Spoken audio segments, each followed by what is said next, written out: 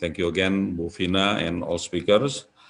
And as it is requested by Bu Safrina, I officially open this general lecture event. Bismillahirrahmanirrahim. Wassalamualaikum warahmatullahi wabarakatuh. Thank you very much, Pak Dadang. So we can officially start our discussion, but as dictated by the new normal, we are going to take picture first when we are still fresh and happy, looking happy, not tired, except for Zahra, who is so far away and waiting for sahur. So everybody, could you please turn on the camera and we can have Ibu Vina take the pictures of all of us. Sure. While we are still full of spirit, morning spirit. This is a very beautiful morning in Bandung, Zahra. So there's lots of morning sounds. Okay, everybody. Okay. I forgot to mention Prof. Fuad and Prof. Nenden. Yeah, thank you. Terima kasih, Prof. Fuad. Terima kasih. Turnuhun, Prof. Bersedia hadir. Ya. Aduh, Darsono bawa bayi tuh. My student Darsono and his baby, feminist guy. 1, 2, 3. Okay, and then another slide. Okay, so if everybody can be so kindly opening up your video. Okay, another one. 1, 2, 3. Oh, sorry. Okay, Bu Safrina, thank you. Thank you, everyone. Thank you very much. We will wait for the picture in your Instagram.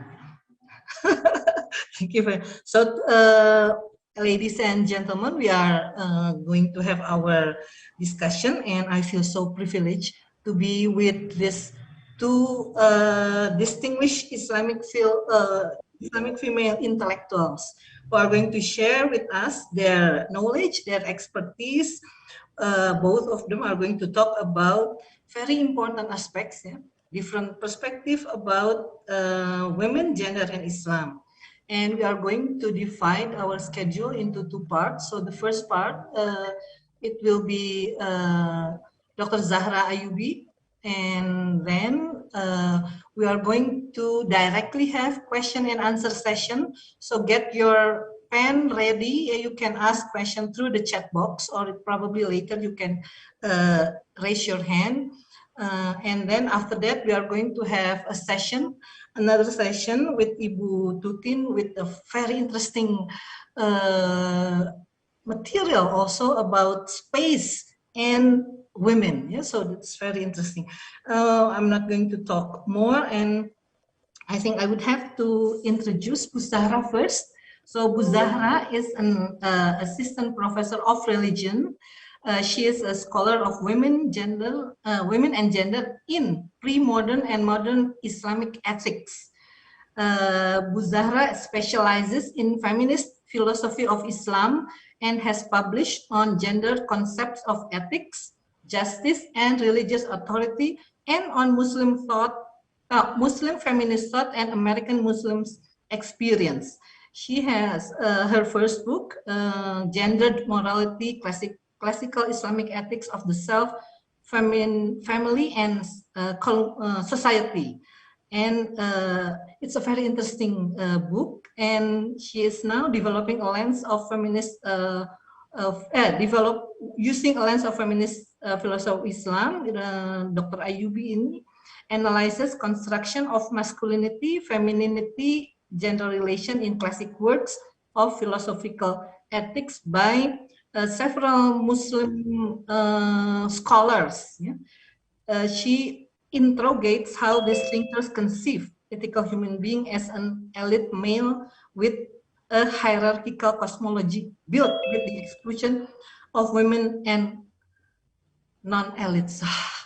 Very interesting and very difficult subject to work on. Okay, but we are going to listen to what Sarah would have written about women, gender, and Islam, and as it is analyzed in texts of pre-modern Islamic ethics. The time is yours, Zahra. Assalamu alaikum, everyone. Bismillahir Rahmanir Rahim. It's a very, very great pleasure to be here. Thank you so much for having me. Thank you so much for inviting me, and also putting up with the time difference, and also all of you must be fasting, so it's not easy to listen to academic lectures while fasting and be able to follow it. So I'm glad that it's at least early morning for you guys for this reason. I'm going to share some my slides with you, actually, and you are welcome to make the slide, the window pane, bigger or smaller so that you can read the text as I read my paper for you. So today, even though the topic is women and gender and Islam, actually I want to help us to shift the focus to studying masculinity in the study of gender and Islam. And I'll begin now.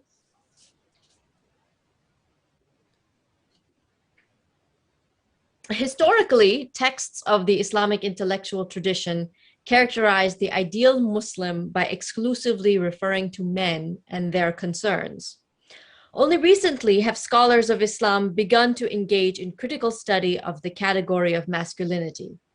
This presentation focuses on theories and methodologies of studying masculinity and manhood in pre-modern Islamic ethics. And by pre-modern Islamic ethics, I'm basically bringing in all of the prescriptive discourses within the study of Islam.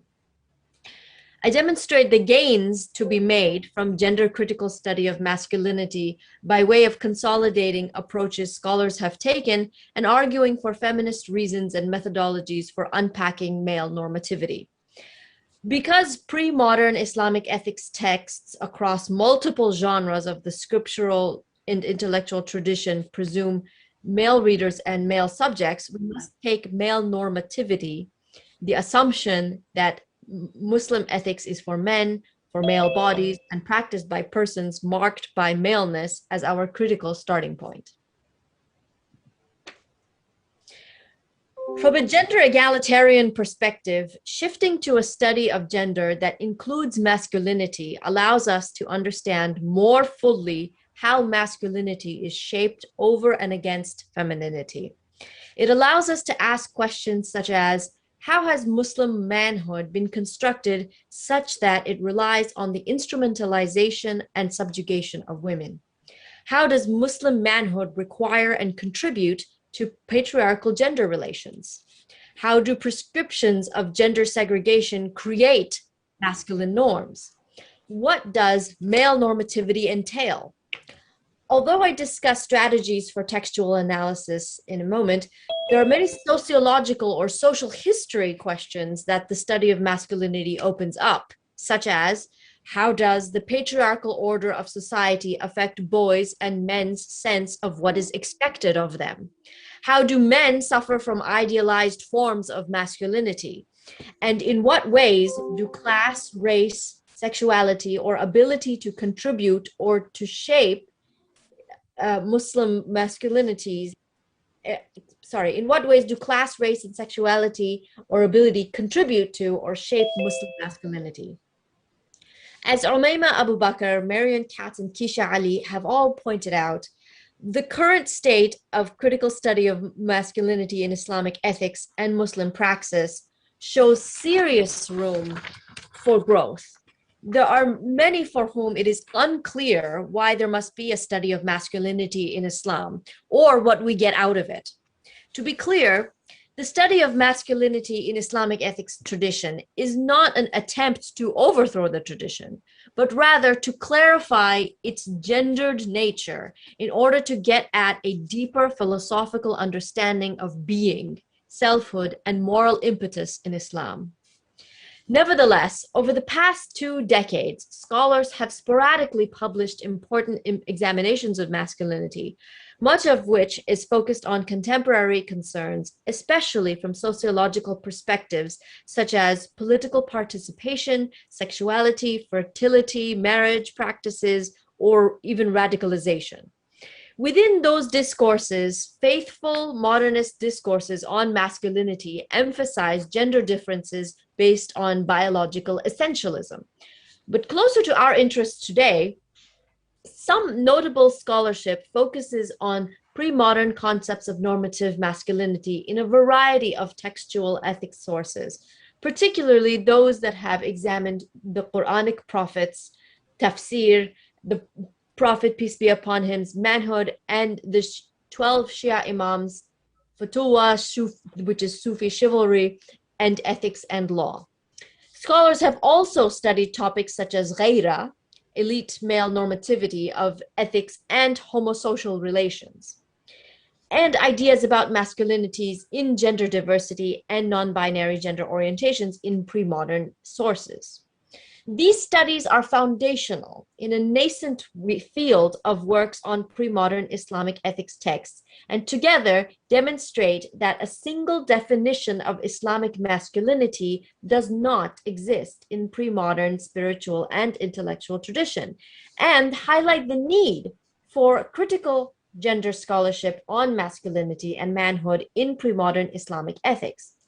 For the most part, studies of masculinity in Islamic ethics has proceeded without gender critical lens, despite their interest in discussions of muru'a, which is ethical manhood, in Futuwa and Javan Mardi, which is Sufi chivalry and young manliness literature.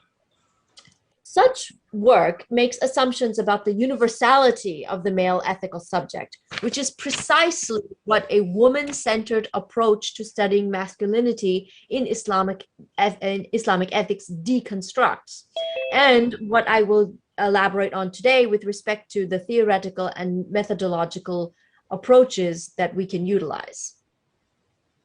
So why will we study masculinity? Why should we study masculinity?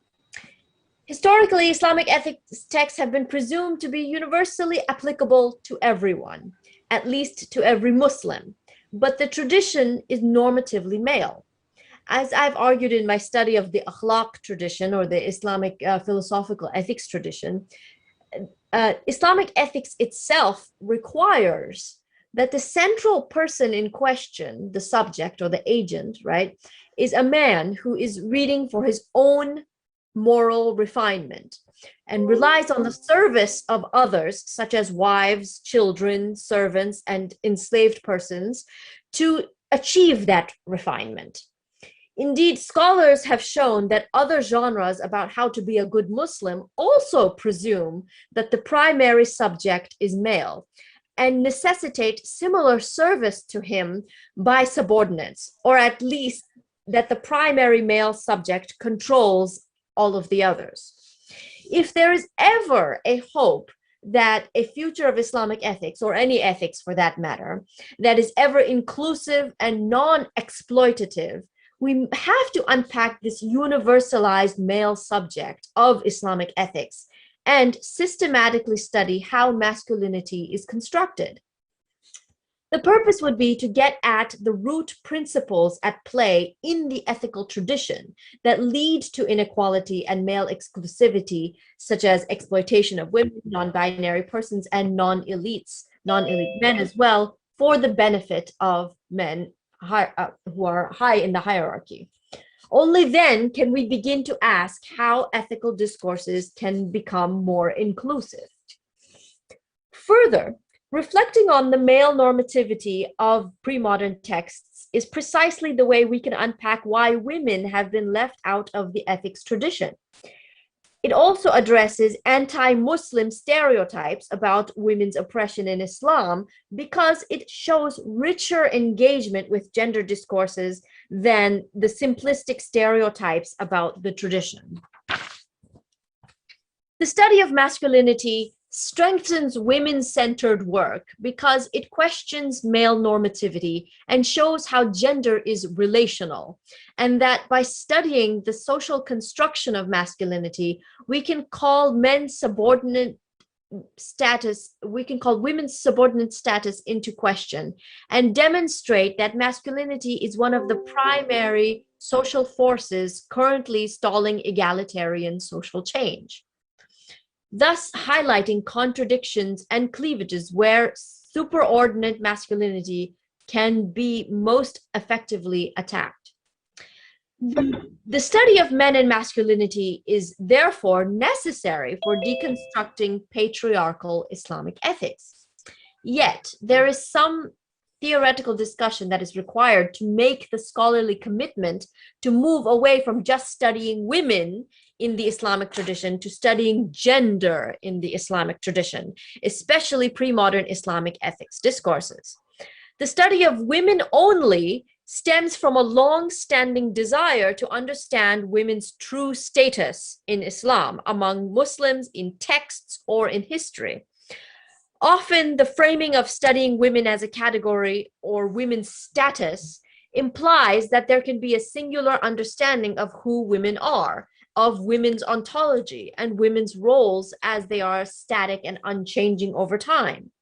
As Kisha Ali notes, the question of women's status is often about an idealized Islam, mostly referring to isolated passages from the Islamic scriptural traditions and sometimes including jurisprudence. However, analyzing isolated passages from these sources is not likely to give an accurate portrayal of women's rights, Professor Ali says, nor do these sources necessarily reflect actual practice. More pressingly, for our purposes, the framing of women's status has forced scholars to unyieldingly study women and femininity as subjects instead of fully engaging gender as a category of investigation.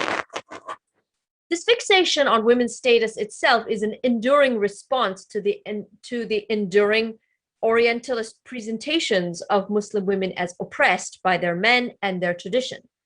The continuous responses to that presentation, either from within or outside the tradition, range from defensive of women's status, similar to arguments I just mentioned, to apologetic for women's status in Islam, or to critical of women's status.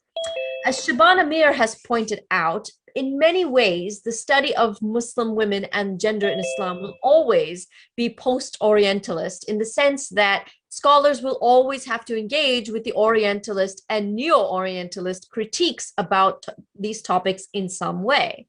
But as Carl Ernst and Richard Martin suggest, scholars in Islamic studies need to create new knowledge and carry on with the interesting scholarship by sidestepping the Orientalist call and response demanded of them to ensure that the study of Islam moves beyond the quote, intellectual ghetto of philological specialization that remains impenetrable to outsiders, end quote, and the confines of the study of Islam. For the study of gender in Islam, that would mean moving beyond just studying women in the Quran and Islamic law. To be clear, even though I argue that studying men and masculinity is important, there is still great value in studying women in texts, in social history, in real life, in our social spaces and religious and sacred spaces, as Professor Arianti will discuss in her presentation, because of the systematic and historical erasure of women in the study of Islam. Because studies that involve real Muslim women force us to confront women's experiences of how Muslim traditions, communities, or families support them or fail them. And because women's experiences teach us about alternative visions of Islamic practice. However, a better understanding of the building blocks of Muslim masculinity and Islamic ethical manhood leads us to its deconstruction and back to the goal of advocating for gender justice and egalitarian visions of Islam in this, and as well as egalitarian study of Islam. In other words, advocacy of women and gender justice is incomplete without analyzing, problematizing Muslim masculinity and manhood.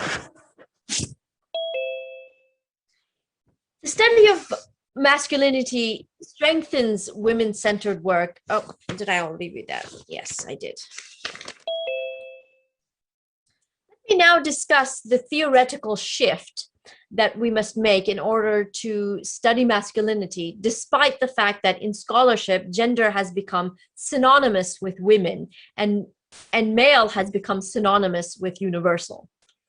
Masculinity is a construct that describes various qualities of a person that are associated with maleness, manhood, or the qualities of being a man. Women and non-binary persons may indeed possess some masculine qualities as well, just as men may possess feminine qualities also. For example, Marianne Katz has shown that ghaira, or pride is one sort of simple translation of the word, can refer to a form of mere jealousy possessed by anyone. But if it refers to religious zeal, then the rendering of Ibn Qayyim al-Jawziyah, in his rendering, it is a gendered male trait that women have no access to because it is considered a male virtue. The zeal for religion, for example, is considered a male virtue. While personal qualities are specific to individuals, the forces that shape them are cultural, familial, institutional. Hossein Ouzganeh has theorized that men from, quote, a social constructionist perspective are not born, they are made. They construct their masculinities within particular social and historical contexts.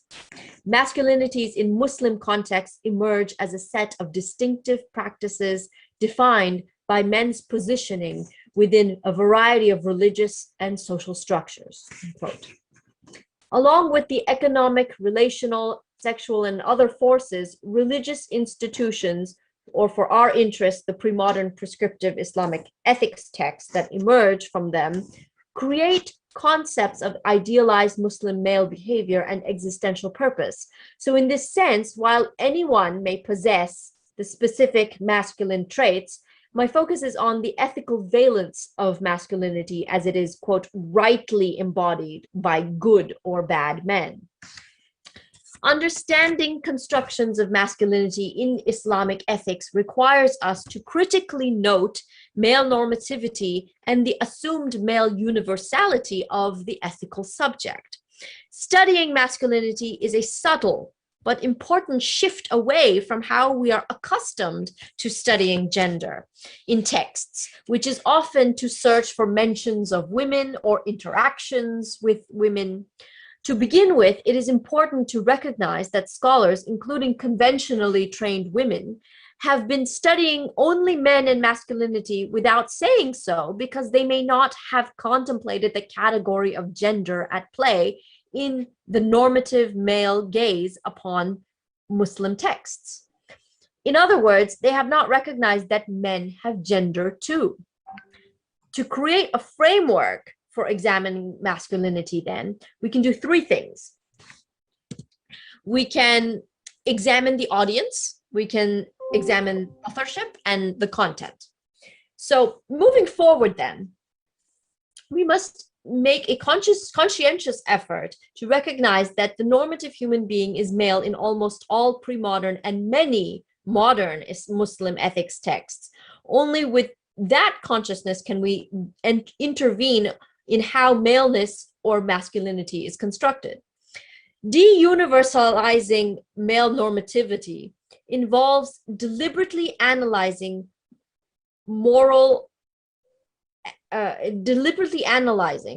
how the texts substantially define ethical subjects considering their original normative male intent. Scholars who are used to associating only women with gender may start by asking the question of who is the intended reader of a given text in question, and how is that reader supposed to act towards people who are not part of the intended audience of the text. We find that the texts of the Islamic intellectual tradition are not only by men, which obviously invests a male bias in them, as Layla Ahmed famously argued when she first called our attention to the male-centered nature of Islamic texts, but they are also for men to read and implement in their lives. The texts, as exegetical, legal, mystical, philosophical, and otherwise, obviously still have everything to do with women. And there are many close readings of women's status in the classical prescriptive texts of Muslims. But because they were written by and for men, we can read them to understand what kinds of manhood the texts are constructing and bolstering, at what costs, and in relation to in relation to whom. Umayma Abu Bakr has called this shift in perspective in gender studies as turning the tables from the study of women to the study of men.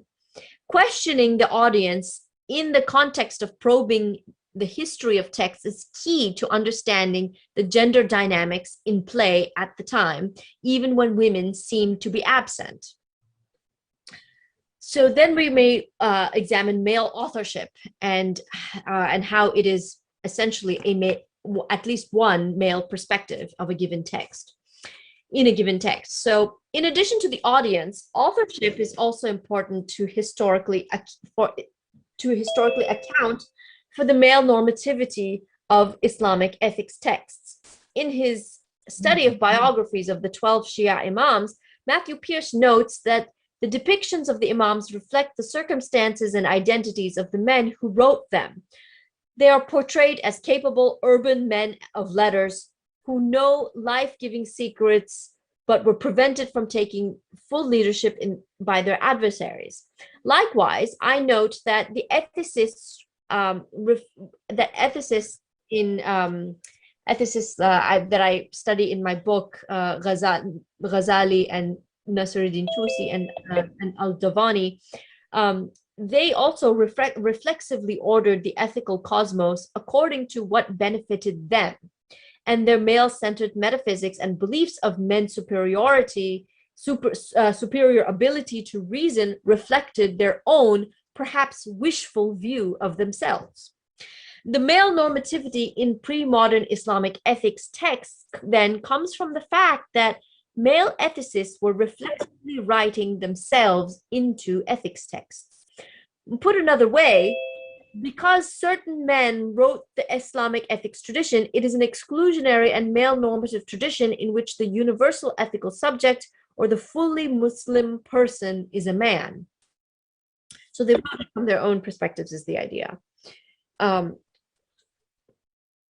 So a third aspect to a framework could be to look at what the men in the texts are doing. So after taking a critical stock of the text's audience and authorship, the next steps to de-universalizing male normativity would be to ask the questions about the actions, status, role, and relationships of the primary ethical subject of the text to whom the text speaks. How idealized men are defined requires scholars to look at the textual examples involving specific or imagined men, and to ask what these male figures are doing and how they are meant to live their lives. How are they supposed to treat others? And what personality traits or physical characteristics are associated with them? How is idealized masculinity achieved? In particular, their imagined relationships with others and ideal conduct in relation to others are most telling of the central ethical subject himself. What kind of a husband, father, boss, slave owner, or friend is he positioned to be? Is he imagined to have great wealth, assumed to be Arab, own slaves, be a member of the ulama, or be a member of the royal court, visit public baths, make a public show of his piety, and so on? What indicators do we have that the primary ethical subject is a man, and what kind of man is he? Asking whether someone other than a man could possess the characteristics and perform the behaviors that the central ethical subject is expected to do, such as women, enslaved persons, or non-binary individuals, clarifies the male normativity and paints a picture of idealized masculinity. So some applications of this framework, one would be the study of prophets and saints. So it's a common rhetorical move in religious discourses and khutbahs and so on, sermons that speak to women to prescribe the roles and behaviors of the mothers of the believers, the wives, the daughters, and sometimes the female companions of the prophet, peace be upon him. Accordingly, scholars have analyzed the figures of Aisha, Khadija, Fatima, may God be pleased with them, and others, to understand how stories about these exemplary women contribute to the gender roles in Islam. Analogously, scholars who have taken critical gender lenses to analyze masculinity in male exemplars not only tell us how the masculinity of those figures create morality, but specifically how they create an Islamic ethics of patriarchy. Scholars who have studied ideal men focus in the scholars who have studied ideal men focus in the Islamic scriptural and biographical traditions have shown that their gender and masculinity is integral to understanding them as exemplars of Islamic morality. For example, Amanullah Desondi argues that utter belief in God is the most important feature of prophetic careers. But for him, the prophet's family's the prophet's family status is not incidental, but rather contributes to ideal tropes of masculinity, which are varied. He analyzes Quranic accounts of prophets' families, several prophets' families that appear in the Quran, and prophetic careers to argue that there is no single paradigm of pious masculinity in Islam. And the sexual and gender discourses derived from the stories of Joseph, Muhammad, Adam, and Jesus, may God be pleased with them, all of whom played various roles in disparate familial structures, reveal that the Quran does not uphold an idealized or unified Islamic masculinity.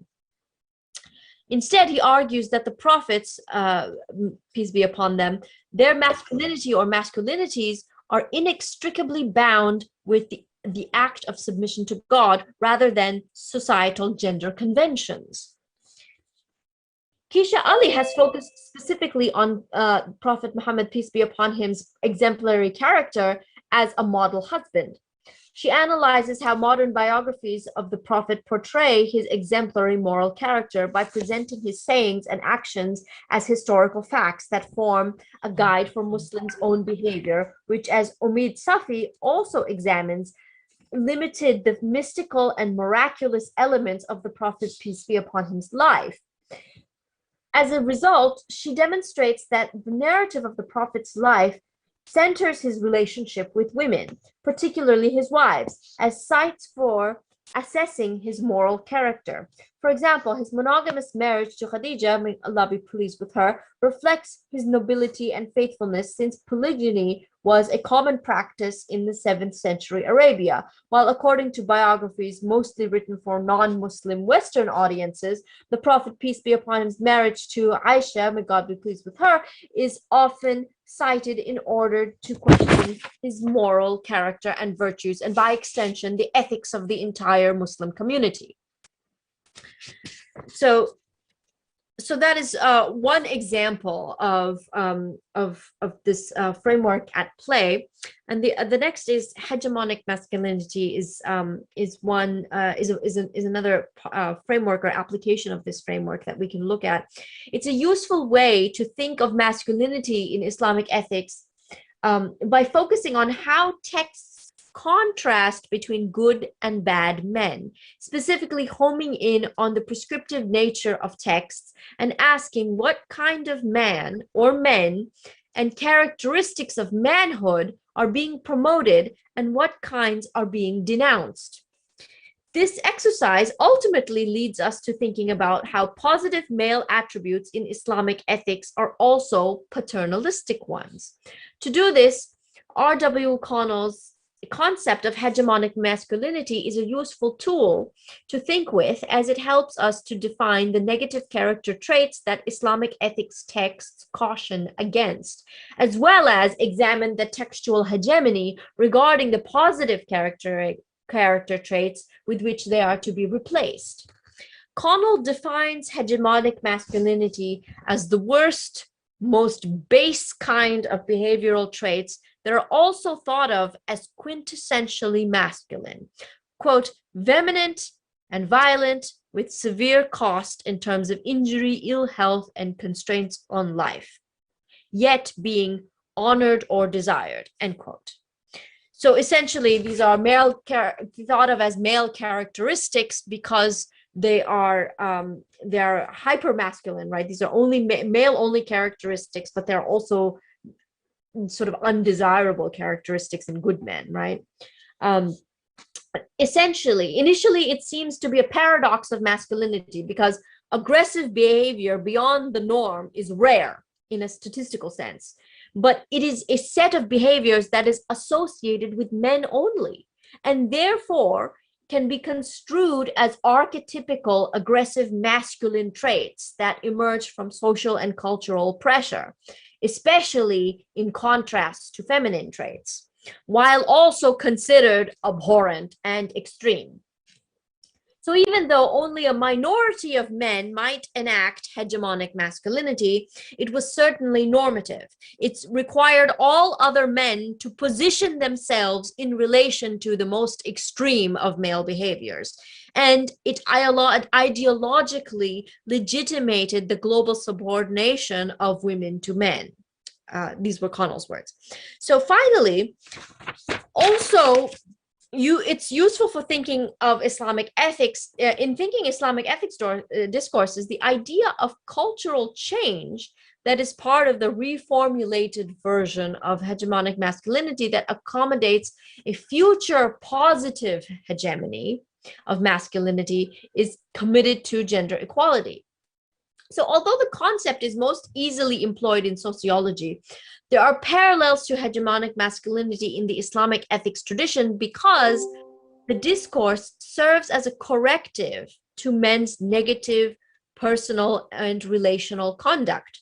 The Quran refers to an-nafs al-ammara bis-su, or the evil predilections of the soul, or in the specific case of philosophical ethics or akhlaq, the kind of unmanly or emasculating behaviors caused by specifically male expressions of overindulging the nafs. The ethics texts attempt to curb this kind of base manhood, especially where scholars employ the term muru'a, or manhood, to discuss good behaviors that are synonymous with good behaviors for the soul and synonymous with manliness. Thus, although the Islamic ethics tradition attempts to replace negative hegemonies of masculinity with positive ones, it is no less patriarchal in terms of the prescribed hierarchy of gender relations between men and between men and women. In the Sufi tradition, the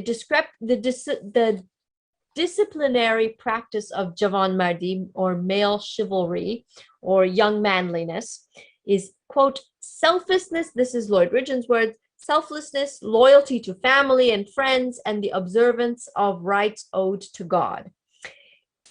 It's meant to correct hegemonic masculinity along with the rogue lifestyle originally associated with the term Javan Mardi. And it is also a path that, as its name implies, deliberately excludes women. There is no comparable term such as young womanliness, for example. There, just as the space for women in the sciences of self-refinement or as a philosophical ethics of akhlaq or Sufism is limited to non-existent. By looking at the corrective Islamic ethics discourses that use a framework of hegemonic masculinities and its opposites, an idealized paternalistic masculinity emerges. Because so much of the appeals to the better natures of men within Islamic law, akhlaq, and Sufism are about interpersonal relationships, the performance of spiritual and ethical masculinity entails women and non-elite men's subjection. For example, Imam Ghazali instructs his reader to not marry if he cannot be good to his wife by explaining that marriage requires the discipline of his soul. He says, quote, "Whoever cannot control his own nafs, it is better that he not take charge of someone else's nafs." In addition to appealing to his better self, Al-Ghazali also positions the husband as naturally superior to the wife. So in the ethical correction, hegemonic masculinity is replaced by paternalism. We also see in this example that masculinity is established in contrast to femininity. The Islamic ethics traditions attempt to correct negative hegemonies with paternalism is relevant to the tradition's deployment today as well. In contemporary apologetic scholarship about Muslim women's rights, the Islamic ethics objective of correcting hegemonic masculinity has led to the argument that, and many of us have repeated this over and over again, if men were to just follow real Islam, then women's problems, for example, such as spousal abuse or women's exploitation, would resolve. For example, in her book, The Muslim Marriage Guide, Ruqayya Waris Maqsood cites Al-Ghazali's Ihya Ulumuddin and other works to establish the guidelines for the good husband, who financially supports his wife, shows her patience, prioritizes women's sexual pleasure, and so on and so forth. All of these qualities serve as a form of worship and establish that, quote, the more civil and kind a Muslim is to his wife, the more perfect in faith he is, and the more worthy he is of being her leader, end quote. The male normativity here is explicit. Muslim here is the husband. Such arguments hold out hope for men to take the high road in their dealings with women based on the assumption that men want to achieve moral refinement. They want the ajr or thawab, the spiritual benefits. However, philosophical engagement with the ethics tradition shows that, on the contrary, men's refinement depends on the subjugation of women. As Keisha Ali has argued, the claim that, quote, if only men were to follow real Islam also reveals a kind of apologetic attitude towards the legal tradition, in that it focuses on minute legal accommodations for women that are subject to individual will, rather than acknowledging that men and women are fundamentally unequal legal subjects in the fiqh genre. At stake are the very definitions of manhood and masculinity. The apologetic arguments underscore how the Islamic ethics tradition serves to replace hegemonic masculinity with paternalism. So, and I wrote Islamic men does not equal to paternalism because it's my way of saying that, my way of making sort of kita mikir gini ya, udah bener kayak Miss Monik, maksudnya kata Miss Monik udah masuk aja. Mohon dimatikan speakernya. Oh, terima kasih. Mungkin saya harus mematikan semua.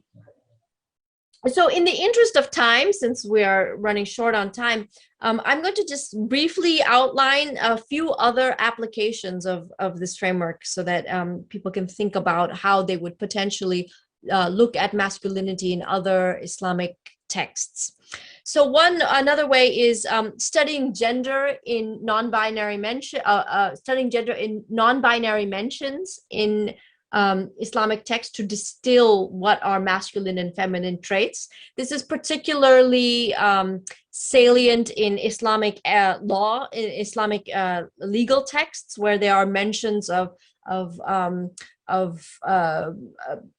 non-binary persons, or people who are hermaphrodites, or people who are a gender ambiguous, for example. When you look at those texts, it's not just about what to do with gender ambiguous people, but we can actually study those texts to look at how the jurists are categorizing male traits and female traits. And that actually helps us to understand what are ideal male traits and female traits in their opinion. Another application would be understanding construction of masculinity in discourses that promote gender segregation.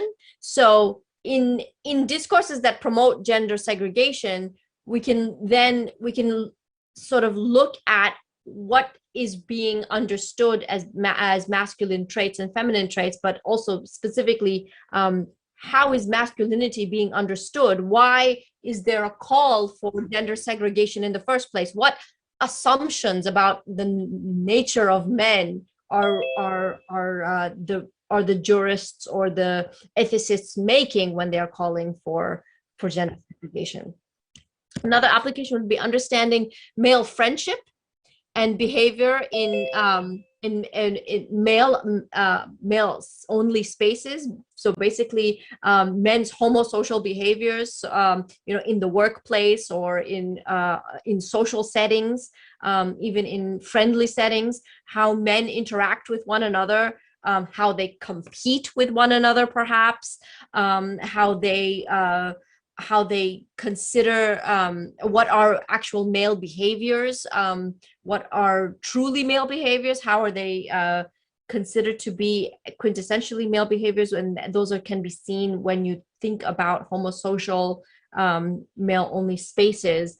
And a lot of scholars who have been studying male homosocial behaviors, male homosociality, have found that there's one theory that patriarchy comes from two things. One is the hierarchy of men over women that we are all familiar with, but also it comes from the competition among men, which is an interesting kind of thing that people may look at further in the future.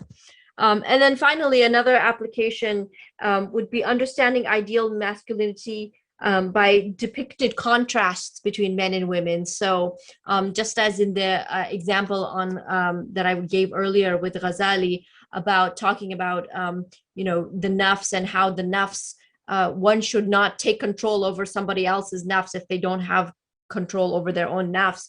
I mean, that is also a way of how Ghazali is talking to men about male behavior and male nafs by contrasting it with a woman's nafs, which has to be controlled, right? So, in that contrast, you can see exactly what is considered to be ideally masculine, what is considered to be ideally feminine as well. So in closing, then I want to reiterate what is to be gained from reading Islamic ethics texts for concepts of gender, inclusive of masculinity from a feminist perspective. Such a study provides a crucial understanding of how metaphysics, ontology, the very nature of creation, and the moral responsibility in Islamic discourses are hierarchical, exclusionary, and rooted in elite male normativity. Tracing masculinity in pre-modern Islamic ethics discourses helps us understand a major epistemological blockade within moral thought more fully, namely that because most genres of Islamic ethics are written by and for elite men, non-elites do not have access to it. De-universalizing male normativity is a major step towards understanding gender asymmetry in Islam, towards inclusivity in Islamic ethics. Studying masculinity in Islamic ethics shows us how ideal types of manhood are constructed through concepts of family and relationships, that traits that are thought to be masculine may not always belong to men, and that Islamic ethics frameworks have historically espoused non-binary concepts of gender, even while championing particular corrective discourses. that although Islamic ethics attempts to curb hegemonic masculinity, its replacement with paternalism is also a hegemony, but that one that can yet shift. That gender segregation is not just a mechanism for oppressing women, but that its companion, male homosexuality, is a lens through which we can see that patriarchy rests upon competition, friendship, and relationships between men. And finally, that femininity and women are often used as foils or tropes to bolster particular hegemonic or positive idealistic types of masculinity. In short, at stake in employing lenses to study masculinity in Islamic discourses are existential questions of what it means to be a moral and ethical Muslim. And I'll also just say that this presentation was based on a longer paper bearing the title "De-Universalizing Male Normativity" in Islamic Ethics text by in the Journal of Islamic Ethics. So in case there are steps in logic that you have missed, you can also refer to that paper, and I'm happy to send you that paper. But it's available in the open source, so you can also yes, so you can find that free of charge, probably in the Journal of Islamic Ethics. Yeah, that's all. Thank you so much. Thank you very much, Dr. Zahra. This is an eye-opening presentation, and it makes me feel that I should start focusing into masculinity in the Islamic discourse. I think it's a subject which has been left out for so long, so maybe we all should start working on it. Bu Fina, mungkin, Bu Tutin, a very interesting subject to pursue. Now we will have a question and answer session for Dr. Zahra. In the chat box, I think there are already questions from Professor Fuad. There are 2 questions. So the others, if you are interested and would like to ask question, you can write it down. If you want to write it in English, in Indonesian, it's okay. Maybe we can just translate it loosely to Zahra. Okay. So the first question, as you can see, it's about gender asymmetry is not an issue specifically in Islam, but it is the common issue in any society and culture. Dr. Zahra has mentioned that masculinity is not from birth, but made. Do you mean that masculinity does not have anything to do with biological traits that differentiate men from women? That's the first question. And then the second question is, how do you define gender equality? Does it have to take place in all instances, regardless of the inherent differences of men and women? Okay. Yeah. So behind both of these questions is the question of what is the role of biology, right? So in the first question, right, do you mean that masculinity does not have anything to do with biological traits? Masculinity and femininity absolutely are related to biological traits, sure. But that's certainly not the only thing, right? The way that people act, like the way that men act, is not universal. Not all men act the same, right? Some are into books, some like to read, some like to wrestle, right? Some show their manhood by playing chess. Some show their manhood by wrestling, right? So some like to some men are interested in like different things, right? I mean, the way that men speak, the way that men behave with their mothers, with their daughters, with their wives, is all different. And it's very, very dependent upon, social conditioning, cultural factors. Men from Indonesia may act differently than men from somewhere else. There's so many social factors at play that, essentializing men to just their reducing men to their biological traits or function is just unfair, right? It's the same as women, right? You cannot say that women are universally the same. They act the same, they may, or so on. So I would say absolutely biology does play a role, sure, in creating certain traits or that we associate certain traits with biological, with biology as well. But it's not the only thing that is dictating how people behave. And so on your next question about how do you define gender equality, so what I'm talking about in this paper is not necessarily to define gender equality. What I'm hoping will happen when we shift our attention to thinking about the gender that men have, right, how men are gendered as well, is actually to think about what are the ways in which male privilege actually creates asymmetry. And again, as you said, it's not specific to Islam. This is a universal issue across many societies and many cultures. And so the question of how of how masculine traits are defined over and above feminine traits, and are thought of as superior, right? That is really the question, and we can't really do that without actually thinking about how masculinity is constructed and how men behave the way they do in various circumstances historically and today, and so on and so forth. Okay, thank you, Zahra. Pak Fuad, do you have probably would like to comment more, or others probably there are questions to ask? This is a very interesting topic, as it provoking thoughts and to reflect on our own unexamined assumption. So we don't really, I mean, for me it's something new.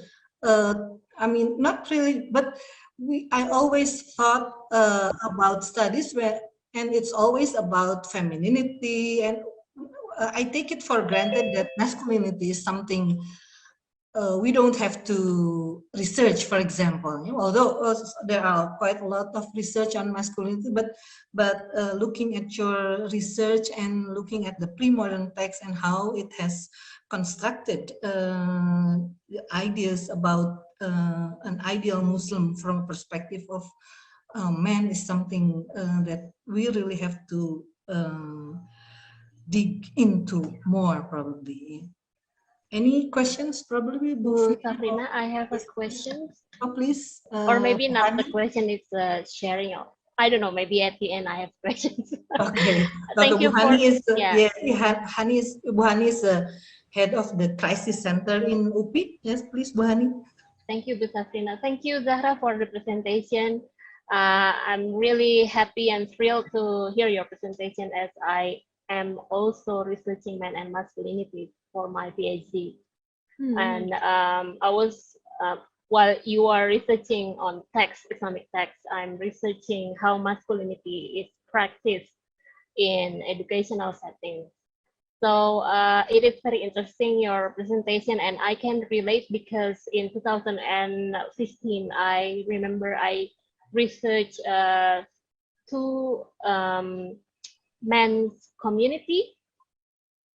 So I researched Aliansi Laki-Laki Baru, or New Men Alliance, which contesting the conventional hegemonic masculinities and trying to deconstruct it and making masculinity more friendly and anti-violence. And then I also researching the movement from an Islamic men group which form a fatherhood forum. And this fatherhood forum is, as you say, the Islamic men community try to deconstruct the violent hegemonic masculinity and replace it with a more friendlier masculinity, but still, like, making a new positive hegemonic masculinity, but still something that cannot change. It seems something that they hold very strongly is is men as leader in the family. So but they kind of like redefine what a leader should be, and they still kind of like negotiating between the conventional idea of male leader in the family with the new that they are promoting, the new idea that they are promoting. They said that, oh, you have to help your wife, you have to be like helping. It seems like, you know, the domestic chores is still the wife's responsibility, but the male should help. So the gender division of labor is still obvious, but then they kind of like you know, subtly shaking the hegemonic masculinity. So my question is, what do you think about this thing? I mean, the attempt that they are doing to shake a little bit the hegemonic masculinity, they are dominant in our society. In practice, if we see it in practice, it seems like they have this, you know, gender equity understanding, but still their position in the family, they still position themselves as the leader. So it's not like a black and white. They deconstruct it 180 degree, but they shake it a little bit. Do you think it will be more effective in changing the society and making gender practice more equal? Or I don't know. I want to know what you think about this. Thank you, Zara. Thank you so much for your for telling me about your research and your question. I definitely think it's a very interesting way to do social work, right? To think about hegemonic masculinity as the prism. I mean, most of the people who look at the lens of hegemonic masculinity are doing it from like sociology perspectives and like very contemporary thought. And I think that, I mean, the practical aspect of it, I mean, again, like it goes back to the question that Prafad was asking about, you know, what's your definition of equality? I think the goal is one thing, right? Like having equality or egalitarian society is one thing. But on the other end of the spectrum is reality, actually, right? There's the goal of equality, however you want to define that equality, but then there's reality, and the reality is actually so far away from any goal of how you may want to define equality that people often talk about you know, the goal as if it's unfeasible or impossible and or undesirable, right? Like that you don't want the kind of equality because clearly there are differences between men and women and so on and so forth, and that's fine, right? You can have those feelings, but the thing is that because reality is so far away from such a goal anyway, like debating the merits of what the ideal looks like may not actually be a practical exercise. What may be a practical exercise is precisely the kind of thing that you're talking about, which is decoupling the idea of male superiority in all cases, right?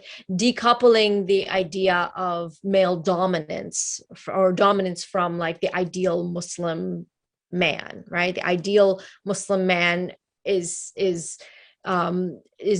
not necessarily have to be overbearing and dominant all the time, right?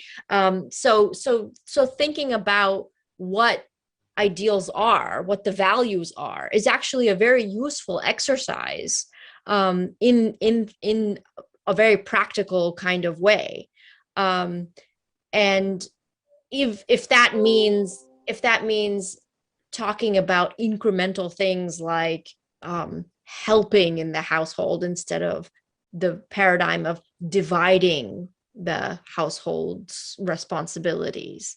If that means helping with the children instead of actually taking ownership of children, that's one minor step towards something greater. But that doesn't mean that the discourse needs to go away, right? Like that doesn't mean that we should give up and just settle for these small increments, but rather continuously have this conversation about what exactly are we talking about when we say what are ideal gender roles in Islam, because ideal gender roles isn't just what women's roles are, it's also what men's roles are.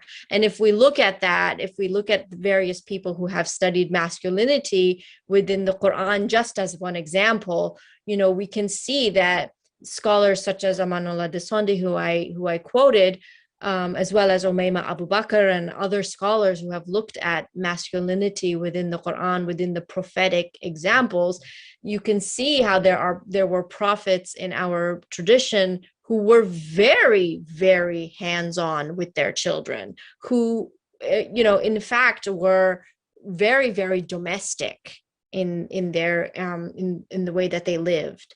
And some of whom were entirely dependent upon women's income. Our own prophet, our own Habib, Prophet Rasulullah sallallahu alaihi wasallam was dependent upon a woman's income for his majority of his life. And Khadija radiallahu anha was richer than all of the Quraysh combined, right? It's not just to say, oh, how she's so amazing, and we talk a lot about Khadija as being this amazing exemplary woman, but what does her amazingness, how does that actually come back and reflect on the Prophet is something we don't really talk about very much. She was the one who earned, and he was the kept man in a way, right? Of course, he was the kept man because he had other things to do, but the point is that he was the kept man, and the fact that is the case, it doesn't diminish or take away from the Prophet, peace be upon him. It actually gives us another way of thinking about Muslim masculinity as being something that does not always have to be the very strict definition of the breadwinner who works morning to night, is not taking care of any of his children because that's women's job, does not contribute to household life because that's women's job. Like that's against the sunnah, actually, right? So that kind of thing is we don't talk about. We talk about gender in many ways when we talk about the Prophet, but if we think about it from the perspective of studying his masculinity, then we get different analysis, right? And that's really what I'm hoping for. I'm not necessarily saying, oh, we have to go and talk about equality in all of these different ways and have some sort of checklist, but rather I'm saying that if we do this kind of analysis, if we think about masculinity as well as we think about the amount of time we spend on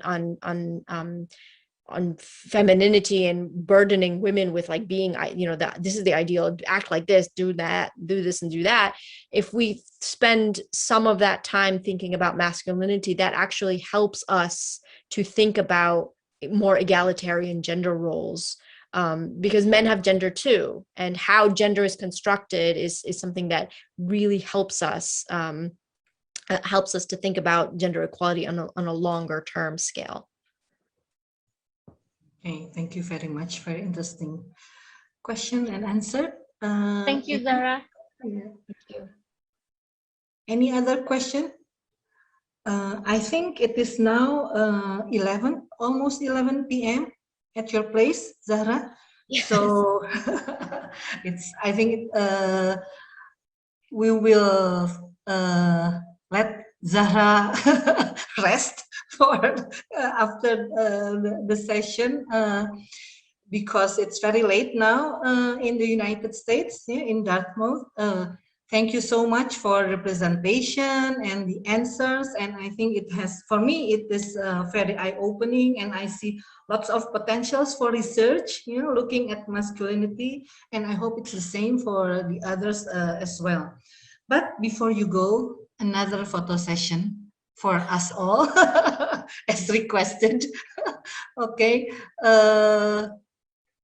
Bu Fina, are you taking the picture? Okay. Yes, Okay. I can do that. And also, Bu Safrina, perhaps if it is possible, Zahra, can we have your slide, please, to be distributed to the participation of this meeting? Some of them request the slide in the chat room, if that's okay with you. Yes, I'm happy to share the slides as well as the full paper. Oh yeah, that would be great. That's Yeah, good. yeah. Yes, and if anyone would like to be in touch with me about, you know, their research, I mean, I know that Hani, your research is very interesting. If anyone else is interested in contacting me or would like, you know, some sort of feedback or something, I'm very happy to do that. So please feel free to reach out, and my email will be in the message as well. So thank you so much for listening and for your patience, and I wish you all happiest of Ramadan. Last 9-8, no, you have 7 more days, and early Eid Mubarak as well. Okay, thank you very much. Eid Mubarak for you too. Okay, Bu Fina, mungkin we'll take pictures. Okay, sure. Please. Okay, 1, 2, 3. Smile, everyone, please. Okay, the second slide now. Okay, sometimes we are not sure which slides we are on actually. Yeah, so yeah. Okay. I think in the second slide, most of the video is turning off. I think Zahra, please apologize that the internet connection sometimes here is not very good. So, many people are struggling. Yes. 1, 2, 3. Okay. That's it. One more. 1, 2, 3. Okay. Thank you so much, Zahra. Thank you so much. Thank you very much, for Zahra and for everybody. And I think we would have to give a big round of applause for Zahra and wish her good night's rest. Thank you so much for having me, and I'm really sorry I couldn't stay for my dear friend Tutin's presentation, but inshallah this is the first of many communications Inshallah. like this. Inshallah, yeah. Thank you so much, Zahra. Thank you, Zahra. So much. Salam alaikum. Ya, Waalaikumsalam. Sudah mencek dan belum ada yang masuk. Terima kasih. Nah, sekarang kita are we switching into Indonesian? So because I think all of the audience are Indonesian. Yes, please. Indonesian. Oh, please. Okay, so I'm going to introduce Bu Tutin in English. So Bu Tutin, our next speaker is another distinguished Indonesian female intellectuals we have to be proud of. Ya. Bu Tutin adalah lektor kepala ya di bagian arsitektur FPTK UPI. Beliau mendapatkan PhD dalam bidang arsitektur dengan minornya dalam Gender Relation in International Development dari Universitas of Illinois at Urbana-Champaign. Nah, Ibu Tutin ini sering sekali dan sangat berminat pada penelitian-penelitian mengenai gender dan space, arsitektur Islam, dan sosioarsitektur. Bu Tutin ini memiliki banyak penghargaan. Wah, luar biasa. Penghargaannya dari American Association of University Women International Home Project Grant, the American Association of University Women International Fellowship, the Illinois Program for Research in the Humanities Fellowship, Fulbright PhD Presidential Scholarship, dan disertasinya ini mendapat penghargaan di dalam International Convention of Asia Scholars Best Dissertation in Social Sciences. Judulnya adalah Breaking the Wall, Preserving the Barrier, Gender, Space, and Power in Contemporary Mosque Architecture in Yogyakarta, Indonesia. sengaja saya bacakan karena saya sangat bangga dengan prestasi yang dicapai oleh Ibu Tutin ini ya. Jadi silakan Bu Tutin akan membawakan presentasi yang berjudul The Gaze and Women's Invisibility in Islamic Public Space. Mangga Bu Tutin, silahkan presentasinya.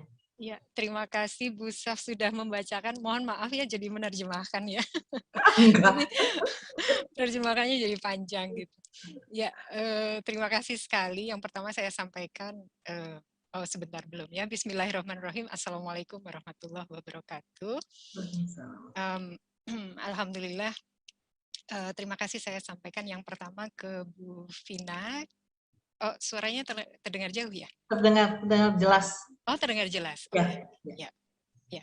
Oke. Bu Vina yang sudah memberikan saya panggung pagi ini gitu, dan bersamaan dengan sahabat saya Zahra Ayubi ya. Jadi kami dulu ketemu di ketika Zahra waktu itu doctoral degree ya di UNC Chapel Hill ya, North Carolina. Untuk satu conference gitu tentang Islamic Studies ya. Jadi sebetulnya studi saya tentang arsitektur, tapi saya mengambil minornya itu ke arah Islamic Studies gitu ya. Jadi melihat bagaimana sebetulnya nilai-nilai di dalam Islam gitu diterjemahkan ke dalam ruang ya. Nah, pagi ini saya senang sekali bisa menyambungkan dengan apa yang sudah dipresentasikan oleh Zahra tentang bagaimana kita sebetulnya melihat, kalau tadi Zahra itu melihat Islamic ethics gitu ya, maka saya di sini akan membahas tentang sebetulnya bagaimana sih pandangan gitu atau the gaze gitu ya. Saya agak sulit menerjemahkan persisnya gitu ya.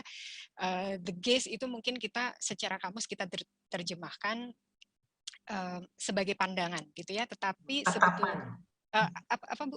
Tatapan ya, tatapan gitu ya. Tapi tatapan di sini itu barangkali kita melihatnya lebih dari sekadar fisik gitu ya, mata melihat gitu, tetapi kita lihat ini sebagai satu political act gitu ya, satu political act di mana ketika kita memandang sesuatu sebetulnya ada pesan di situ, ada sesuatu yang tersirat di balik pandangan atau tatapan kita gitu terhadap hal yang lain ya. Jadi banyak yang mengatakan bahwa you see what you want to see misalnya gitu ya. Jadi ketika kita melihat itu sebetulnya kita ya apa yang kita lihat itu adalah apa yang kita harapkan gitu ya. Atau misalnya ketika kita melihat sesuatu itu tergantung bagaimana latar belakang kita gitu. Bisa jadi misalnya kita memandang rendah orang lain karena kita punya background terkait dengan itu. Ya. Jadi saya mohon izin untuk membagikan slide saya. Ini saya persiapkan dalam bahasa Inggris gitu. In case saya harus presentasi dalam bahasa Inggris ketika Zahra masih di sini gitu ya. Baik. Apakah slide-nya ada blok hitam atau tidak ya? Sudah bagus sekali. Oke, ya terima kasih Prof. Mending. Ya, baik. Jadi di sini saya akan membahas tentang the gaze tadi yang kita sebut sebagai tatapan tadi atau pandangan gitu, dan women's invisibility in Islamic public space. Jadi sengaja saya tuliskan in di situ di dalam karena bisa jadi visibility atau bisa jadi menjadi tidak terlihat gitu.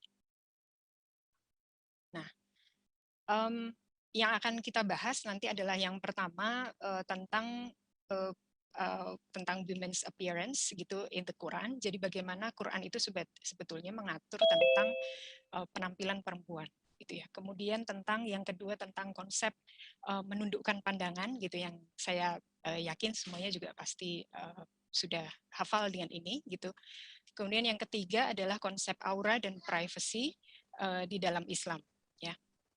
Kemudian yang keempat itu saya akan membahas ini sedikit historical kajian historis gitu tentang bagaimana perempuan di masa awal Islam, kemudian juga setelah masa Rasulullah SAW ya. Kemudian yang terakhir adalah bagaimana gaze tadi atau pandangan tadi itu diterjemahkan ke dalam ruang gitu ya, terjemahkan ke dalam ruang atau specialized gitu ya. Kenapa ini menjadi satu hal yang sangat penting untuk dibahas? Karena sebetulnya hal yang berkaitan dengan spasialisasi ya, yang berkaitan dengan spasialisasi itu adalah hal yang sehari-hari ya. Kita seringkali menganggap bahwa itu adalah sesuatu yang biasa gitu ya. Tetapi justru dengan menggali ini, ketika kita menggali bahwa pandangan itu tidak sekadar fisik gitu, tidak sekadar satu perbuatan fisik gitu ya, tetapi ada juga hal-hal yang berkaitan dengan itu yang sifatnya politis, maka kita akan memahami sebetulnya apa yang ada di balik hal-hal yang sehari-hari kita temukan gitu ya. Jadi misalnya kalau ada, nanti saya akan bahas misalnya tentang pemisahan ruang misalnya gitu ya, pemisahan ruang antara laki-laki dan perempuan. Itu sesuatu yang barangkali kita lihat biasa saja gitu ya, tetapi sebetulnya ada hal yang lain yang ketika kita gali secara lebih mendalam, secara lebih kritis gitu ya, kita bisa melihat bahwa itu bukan sesuatu yang begitu saja terjadi gitu ya.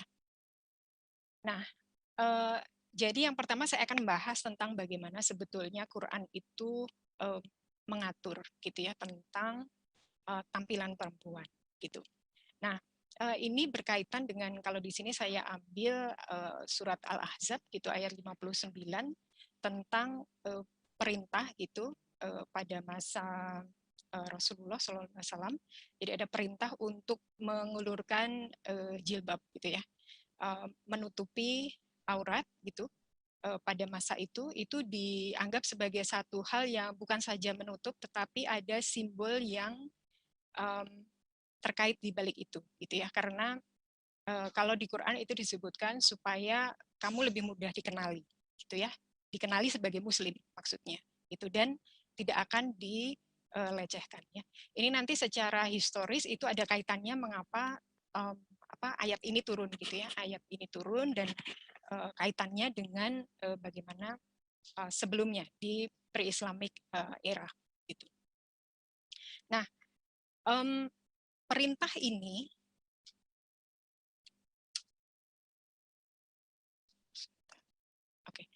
Nah, perintah ini juga dibarengi sebetulnya dengan perintah untuk menundukkan pandangan. Nah, perintah menundukkan pandangan ini yang penting untuk dicatat sebetulnya adalah bahwa perintah ini tidak hanya diberikan kepada perempuan saja, tetapi laki-laki dan perempuan. Ya. Jadi yang diperintahkan di An-Nur ayat 30 dan 31 itu adalah menundukkan pandangan, dan kalau di Quran itu banyak diterjemahkannya menjaga, menjaga kemaluan, gitu ya. Jadi artinya menjaga nafsu di situ, gitu. Dan ini bukan hanya ke perempuan. Nah ini yang seringkali, barangkali nanti kalau diskusi lebih lanjut, misalnya dengan Bu Hani, gitu ya, kita bisa mengeksplorasi lebih lanjut, gitu, bagaimana ini berkaitan misalnya dengan berbagai, misalnya tindak kekerasan misalnya gitu ya, pelecehan seksual yang ada di masyarakat ya, seringkali dikaitkan dengan kurang sesuai dengan apa yang sudah diperintahkan di dalam Quran ya. Nah, kemudian secara khusus di ayat 31 ini ada disebutkan di situ kepada perempuan gitu ya, kepada perempuan diminta untuk tadi menundukkan pandangan dan juga menjaga, kalau di sini tuh jadi bisa diterjemahkan aurat gitu ya, atau aura gitu ya, aurat. Jadi menutup hal-hal yang tidak biasa terlihat gitu. Menutup hal-hal yang tidak biasa terlihat dari tubuhnya ya. Jadi menutup bagian-bagian pribadinya dan hal-hal yang tidak biasa diperlihatkan gitu. Nah, ini juga jadi kemudian dibahas lebih lanjut, ini sudah banyak ulama gitu, yang membahas tentang ini. Salah satunya ada buku dari Imam Al-Ghazali yang tadi juga disebutkan oleh Zahra, itu On Disciplining the Soul gitu ya, atau kitab Riyadat An-Nafs gitu, tentang bagaimana sebetulnya kita mendisiplinkan jiwa kita gitu. Nah, di sini yang dituliskan oleh Ghazali terutama adalah, yang sangat menarik adalah bahwa pandangan itu sebetulnya adalah dari sumber, menjadi sumber gitu ya, sumber zina mata gitu. Jadi hal yang paling mendasar sebelum itu turun masuk ke dalam hati sebetulnya adalah berawal dari mata gitu ya. Kalau kita dengar misalnya peribahasa itu dari mata turun ke hati, nah ini sebetulnya zina zina itu zina hati itu munculnya juga dari zina mata, ya. Dan Al-Ghazali di dalam bukunya itu juga mengidentifikasi bahwa pandangan ini seringkali berkaitan atau disisipi dengan sexual power, ya. Jadi ada kuasa yang sifatnya seksual di situ. Gitu. Kita memandang seseorang misalnya karena kita melihat bahwa dia sebagai objek, gitu ya. Jadi ada kaitannya di situ dengan sexual power. Dan menurut Al-Ghazali dengan mengontrol mata itu adalah salah satu bentuk, ya. Jadi bentuk yang utama untuk mendisiplinkan jiwa kita, gitu. Jadi semuanya itu sebetulnya berawal dari mata. Nah, ini di kajian-kajian tentang kajian tentang ruang secara filosofis itu pandangan ini bukan lagi hanya dilihat sebagai suatu perilaku fisik, gitu yang tadi sudah saya sampaikan.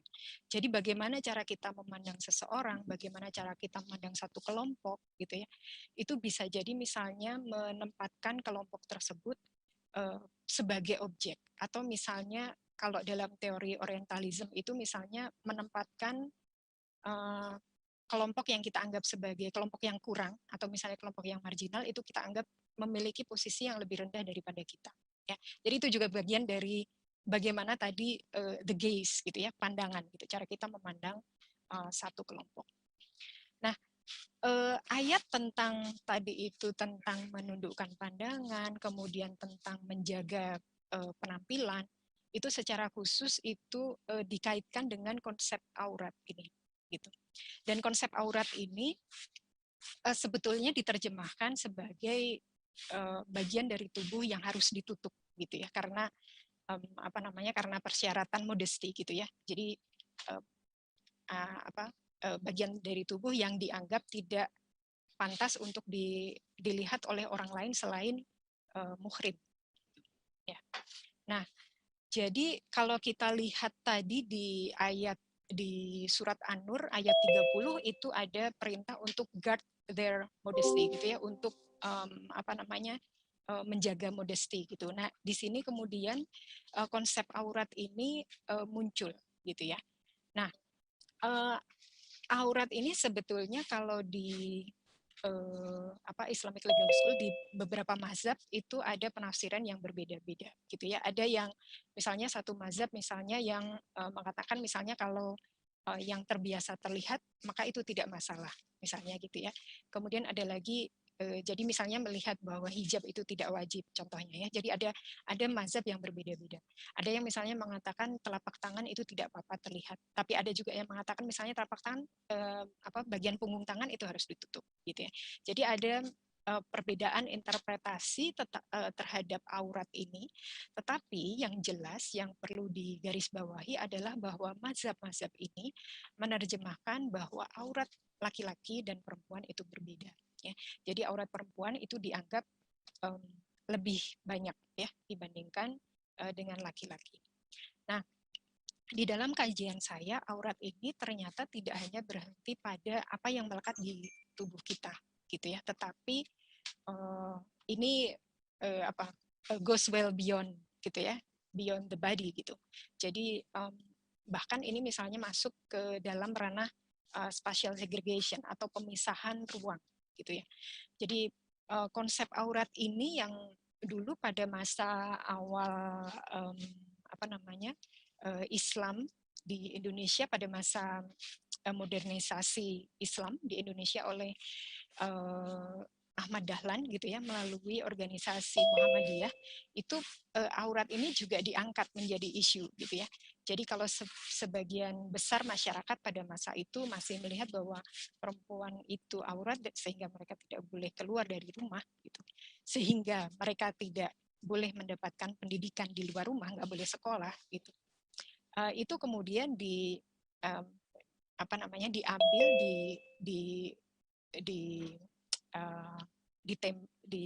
dijadikan sebagai fokus oleh Ahmad Dahlan untuk memilih strategi, gitu ya. Jadi pada masa itu Ahmad Dahlan itu ingin anak-anak perempuan itu juga bisa sekolah di luar rumah, gitu.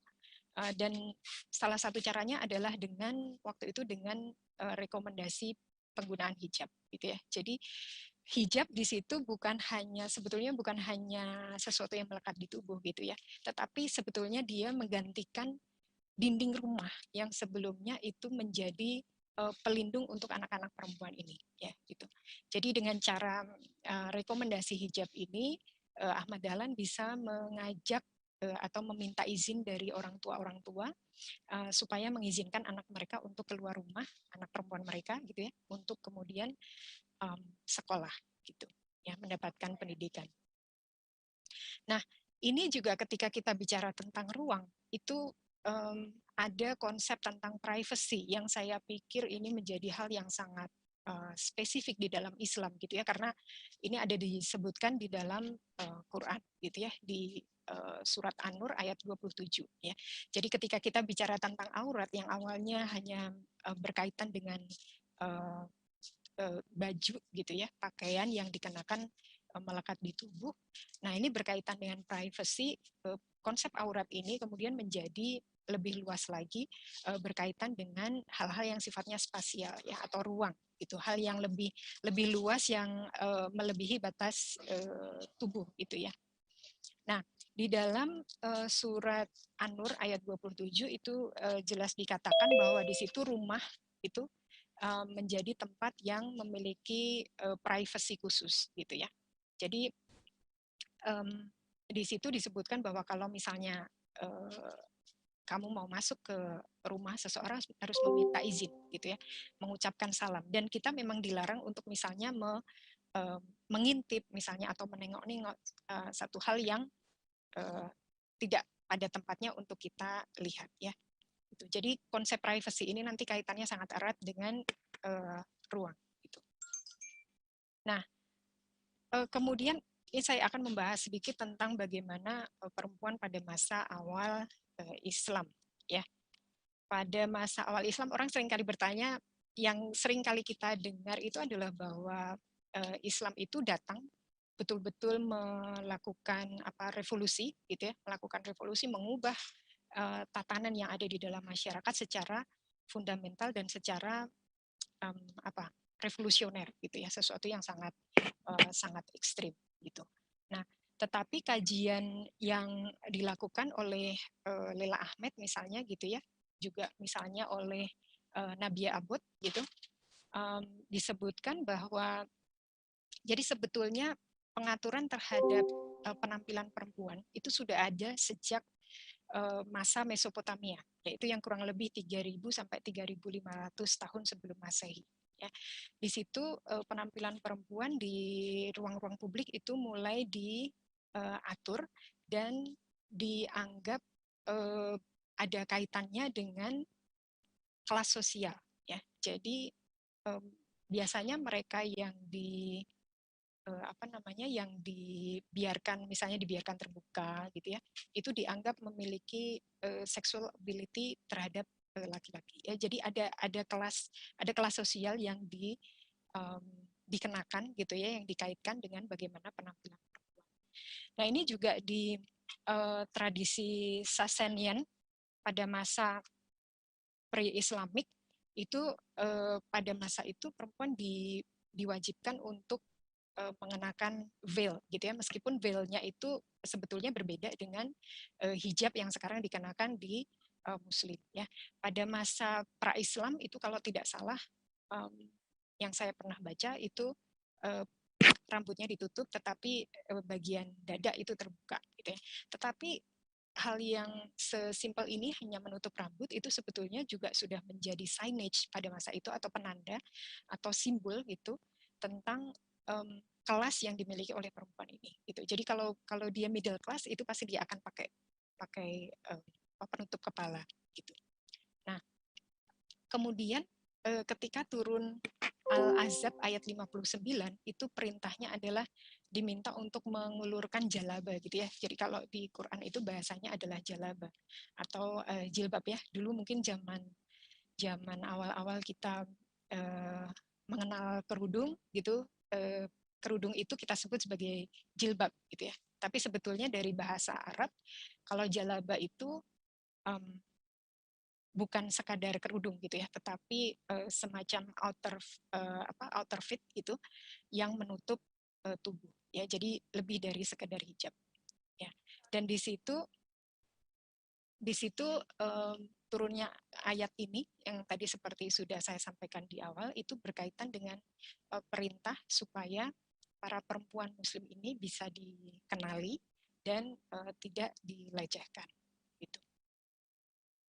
Nah, kemudian hal yang lain lagi yang terkait dengan bagaimana perempuan pada masa awal Islam itu adalah berkaitan dengan istri-istri Rasulullah Shallallahu Alaihi Wasallam. Ya, jadi ada ayat khusus yang memang diturunkan untuk beliau-beliau itu, dan disebutkan di situ bahwa misalnya di ayat 32 gitu disebutkan secara khusus bahwa mereka itu tidak seperti perempuan yang lain gitu ya. Jadi memang ada aturan-aturan khusus, ada bahkan di sini ada ayat khusus gitu yang misalnya tidak mengizinkan mereka untuk menikah lagi setelah Rasulullah SAW meninggal misalnya gitu ya. Kemudian juga bagaimana mereka harus menjaga diri gitu. Nah, ayat ini khusus tentang ini tadi, tentang istri Rasulullah itu diturunkan pada saat pernikahan Rasulullah dengan Zainab ya pada tahun 627 Masehi. Jadi dikisahkan bahwa pada malam itu setelah acara akad nikah itu orang masih berkumpul di rumah Zainab gitu ya. Nah, kemudian turunlah ayat ini untuk menegur bahwa perlu ada hijab gitu ya.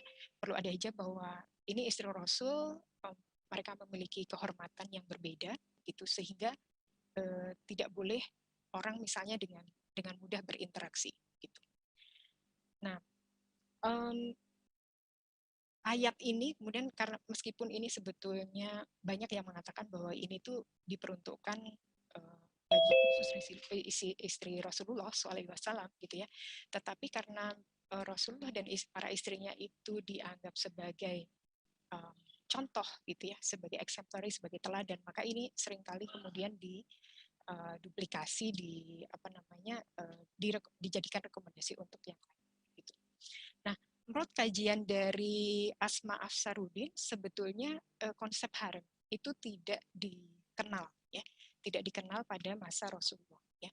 Nah, seperti tadi yang juga sudah disebutkan oleh Zahra, justru pada masa itu sebetulnya para perempuan pada masa Rasulullah itu mereka mendapatkan kesempatan yang sangat baik gitu ya untuk bisa berpartisipasi di ruang publik bersama dengan Rasulullah ya. Jadi seperti Khadijah misalnya, beliau memiliki independensi ekonomi ya. Kemudian juga Aisyah, misalnya Aisyah radhiyallahu anha, itu beliau adalah penghafal paling tidak 2.500 hadits gitu ya. Jadi penghafal. Jadi para perempuan ini mereka sangat aktif berperan di dalam kehidupan bermasyarakat ya.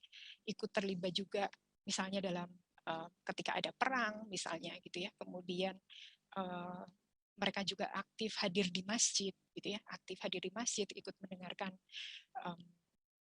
ceramah dari Rasulullah, bahkan juga misalnya menyolatkan jenazah di masjid gitu dan sebagainya ya. Jadi sebetulnya menurut kajian ini pada masa Rasulullah SAW itu tidak ada restriksi atau larangan terhadap perempuan untuk bisa terlibat secara aktif di ruang publik. Nah, perubahan kemudian kita temukan pada masa setelah masa kenabian gitu ya. Jadi Umar bin Khattab misalnya itu terkenal sangat strict untuk menerapkan bagaimana pemisahan antara laki-laki dan perempuan ya. Dan salah satunya adalah yang beliau terapkan pada masa itu adalah pemisahan sholat untuk ruang sholat untuk laki-laki dan perempuan ya di masjid. Pada masa Rasulullah itu tidak ada pemisahan ini ya. Memang ada hadis yang menyatakan bahwa perempuan sholat di belakang gitu ya. Jadi safnya perempuan itu dimulai dari paling belakang, kemudian kalau mereka sudah selesai mereka harus segera keluar duluan, atau ada juga hadis yang menyatakan misalnya perempuan lewatlah tepi-tepi gitu ya, pinggir-pinggir. Jadi artinya supaya tidak bercampur dengan jamaah laki-laki. Ya. Nah, tapi sebetulnya tidak ada pemisahan secara strict gitu ya pada masa Rasulullah. Nah, pada masa Umar itu kemudian ada pemisahan tersebut. Dan partisipasi mereka di ruang publik itu sangat secara drastis itu ditemukan itu pada masa dinasti Abbasiyah ya, pada masa Abbasid gitu. Dan sebetulnya kalau kita lihat kejayaan Islam itu yang awalnya itu pada masa Abbasid ini ya, di mana para ilmuwan Islam gitu banyak menghasilkan karya-karya mereka gitu ya, kemudian seniman Islam juga seperti itu gitu, dan Islam itu juga menyebar meluas gitu ya, menyebar secara luas gitu di Jazirah Arab, bahkan sampai ke Asia maupun ke Mediterania. Ya. Nah, kemudian tadi itu, jadi kita sudah membahas tentang bagaimana sebetulnya pandangan terhadap perempuan di dalam Islam. Gitu. Yang pertama tentang adanya konsep aurat. Konsep aurat itu yang menempatkan perempuan itu memiliki batas yang berbeda gitu dibandingkan dengan laki-laki. Ya. Kemudian juga ada tadi konsep privacy, gitu ya. Bagaimana hal yang kaitannya misalnya dengan kehidupan keluarga, kehidupan rumah tangga di dalam rumah itu menjadi hal yang tidak patut untuk dilihat oleh umum, gitu ya. Jadi artinya ada pemisahan yang strict gitu antara ruang publik dengan ruang umum, ya. Dan rumah itu dianggap sebagai tempatnya perempuan, gitu ya. Jadi perempuan itu dilindungi di dalam. Nah, ini yang kemudian kita lihat bagaimana penerjemahannya ke dalam ruang itu. Yang pertama ini secara umum kalau kita lihat spasialisasinya gitu ya, penerjemahan ke dalam ruang di kota-kota Islam gitu ya, kota-kota yang berarsitektur Islam pada masa awal gitu ya. Jadi kebanyakan di Middle East gitu, kota-kota itu dibangunnya seperti ini ya. Jadi jalan-jalan itu kecil, sempit gitu ya. Kemudian jalan itu bukan yang lurus. Kemudian ini ya, kalau kita bandingkan misalnya dengan Prancis misalnya itu sangat berbeda ya. Kalau Prancis itu kota Paris misalnya itu dibangun dengan grid gitu ya. Jadi ada sumbu-sumbu tertentu yang menuju ke pusat kota. Gang itu semuanya lurus, kemudian bangunan itu mengisi di sekitar gang itu. Ya. Tetapi kalau kota-kota Islam itu berbeda ya, jadi berbeda, gangnya sempit-sempit, kemudian bangunan itu ditata secara organik, artinya tidak berdasarkan grid tadi ya, tidak kalau tidak berdasarkan grid itu apa ya? Jadi tidak lurus, jalannya tidak lurus gitu ya, seperti di sini misalnya ada berbilok-bilok gitu ya. Nah, ini sebetulnya juga salah satu cara gitu yang kalau kita analisis ini adalah cara untuk bagaimana orang yang berada di luar di ruang publik itu tuh pandangannya dihalangi gitu ya. Jadi dia tidak bisa secara langsung misalnya melihat satu titik karena nanti akan terhalang oleh tembok gitu ya. Kemudian juga ada restriksi untuk melihat ke dalam interior bangunan. Ya, jadi kalau kita lihat misalnya jendela-jendela itu ukurannya kecil, atau misalnya posisinya ada di atas pejalan kaki, misalnya ada di atas garis mata, misalnya, gitu ya. Nah itu yang tidak memungkinkan orang yang ada di luar itu untuk melihat ke dalam. Gitu. Ya. Nah kemudian kalau kita lihat dari bangunannya, gitu ya, dari rumahnya, gitu. Rumah-rumah misalnya di Middle East itu sangat berbeda dengan kita yang di sini gitu ya, yang beriklim tropis lembab gitu ya, dan sebetulnya kita juga secara sosial budaya kita lebih terbuka dengan tetangga gitu ya. Kalau kita lihat misalnya kalau di desa gitu, tempat-tempat yang masih jauh dari perkotaan, bahkan antara rumah yang satu dengan tetangganya itu tidak ada pagar gitu ya. Jadi blending saja, pekarangan itu menyatu gitu ya, bersama gitu, dan orang bisa dengan mudah misalnya berkunjung ke rumah orang lain sambil dia masuk sambil dia bilang Assalamualaikum gitu ya, gitu. Jadi sangat berbeda dengan tradisi yang kita temukan di Timur Tengah gitu. di Timur Tengah itu biasanya rumah itu bentuknya adalah enclosure gitu ya. Jadi ada satu compound, satu pekarangan yang berpagar dinding. Kemudian rumah itu orientasinya ke dalam. Ya. Jadi rumah di sini ini ada di pekarangan dalam atau yang kita sebut sebagai inner courtyard. Orientasinya ke dalam. Ya. Jadi di dalam sini orang bebas gitu ya, orang bebas, sementara di bagian depan itu gerbang itu menggunakan pintu yang selalu tertutup. Ya. Nah, ini memang kalau kita lihat dari iklimnya gitu, biasanya di tengah sini ini ada kolam, ya, ada kolam, kemudian ada pohon berbunga gitu. Jadi kalau ini sebetulnya juga bagian dari microclimate engineering gitu ya, jadi rekayasa iklim mikro untuk membuat supaya udara itu bisa lebih lembab, bisa lebih sejuk gitu. Ya. Tapi ada hal lain yang sifatnya yang kaitannya dengan sosial budaya adalah tadi. Ya. Jadi pekarangan ini sebetulnya adalah pekarangan yang sangat private gitu. Hanya penghuni saja yang masuk di sini gitu ya. Kemudian mereka bisa berinteraksi secara lebih bebas gitu. Tidak terlihat dari orang luar. Nah, kemudian yang kita kenal juga adalah harem, gitu ya, atau harem itu kalau bahasa Indonesianya mungkin harem juga, gitu ya. Tapi kalau di Jawa itu ada di istana keraton Jawa itu ada istilahnya itu keputren, gitu ya. Jadi untuk khusus untuk putri-putri, gitu. Nah, harem ini sebetulnya tidak hanya dikenal di dunia Islam semata, gitu ya. Sebetulnya juga di budaya-budaya yang lain itu juga dikenal juga sebetulnya harem. Ya. Tetapi karena adanya orientalisme gitu ya, yang memandang bahwa dunia Islam itu satu dunia yang menarik gitu ya. Nah, harem ini sangat dikaitkan dengan masyarakat Islam gitu ya. Dan harem ini sebetulnya ya muncul berkaitan dengan tradisi poligami gitu ya, yang dipraktekkan oleh para sultan ataupun raja gitu ya, karena memiliki istri yang banyak yang kemudian ditempatkan di dalam harem ini ya. Nah, harem ini sebetulnya merupakan bentuk tadi itu ya, jadi bahwa melihat bahwa perempuan itu sebagai aurat yang kemudian harus ditutup, yang tidak boleh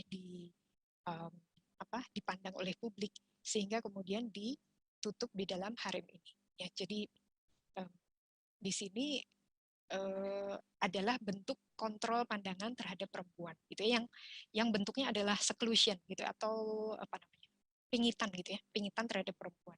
Ya, mereka dipingit di dalam satu area. Gitu. Nah, kemudian ini kalau dari hasil kajian Chick itu harem itu sebetulnya adalah bentuk konstruksi spasial dari relasi gender ya, tentang siapa yang memiliki kuasa di dalam relasi gender gitu ya, dalam hal ini misalnya raja atau sultan gitu ya, yang memiliki wewenang terhadap para perempuan ini gitu. Nah, ini meskipun demikian gitu ya, jadi kita lihat ada beberapa kajian nih terkait dengan harem gitu ya. Orang secara sepintas misalnya dari kacamata orientalisme itu melihat bahwa harem ini adalah satu hal yang satu hal yang jelas-jelas dia mendiskriminasi perempuan misalnya gitu ya. Tetapi ada kajian yang lain yang menunjukkan bagaimana harem ini ternyata memiliki dinamika yang patut untuk kita soroti juga gitu ya. Jadi ini misalnya gurunya Najib Wogu, ini profesor di Harvard, dia melakukan penelitian tentang tata ruang harem di Istana Ottoman, Safavid, dan Mughal. Ya. Dan kemudian ya dari kajian Najib Wogu ini menunjukkan bahwa bagaimana ruang itu ditata sedemikian rupa untuk mengontrol pandangan terhadap perempuan, gitu ya. Jadi tatanan ruang itu dibentuk sedemikian rupa sehingga para perempuan ini tidak terlihat ke mata publik, gitu. Nah, kajian yang menarik yang barangkali selama ini kita bisa jadi juga tidak menyangka gitu ya, tidak menyangka dilakukan oleh Sistenosek gitu ya. Dia mengkaji dan menemukan gitu bahwa ternyata para perempuan ini sekalipun mereka berada di dalam pingitan gitu ya. Jadi mereka itu secara fisik tidak bisa keluar, tetapi mereka ternyata memiliki kuasa untuk mengontrol pandangan ini gitu ya. Justru mereka itu bisa memandang secara bebas ke luar harem gitu ya. Jadi dilihat dari struktur arsitekturnya gitu, dari dinding-dindingnya, dari denahnya gitu. Ternyata ada titik-titik ya, kebetulan Sinosek ini juga melakukan kajian di Topkapi Palace ya, di Istana Topkapi. Jadi bahwa ada titik-titik tertentu yang memungkinkan para perempuan ini justru bisa bebas melihat keluar gitu ya. Jadi hal yang tidak bisa dilakukan oleh orang lain di luar harem, laki-laki tidak bisa memandang para perempuan ini ya, tetapi para perempuan ini mereka memiliki kebebasan untuk bisa melihat keluar gitu, melihat keluar di luar dinding harem tadi ya. Nah kemudian juga yang ditemukan oleh Leslie Pierce, dia melihat bahwa sekalipun para perempuan itu dikungkung, dipingit di balik dinding harem gitu ya, tetapi ternyata para perempuan ini gitu ya, ada jabatan-jabatan tertentu. Misalnya yang dia sebutkan itu adalah Velayat Sultan.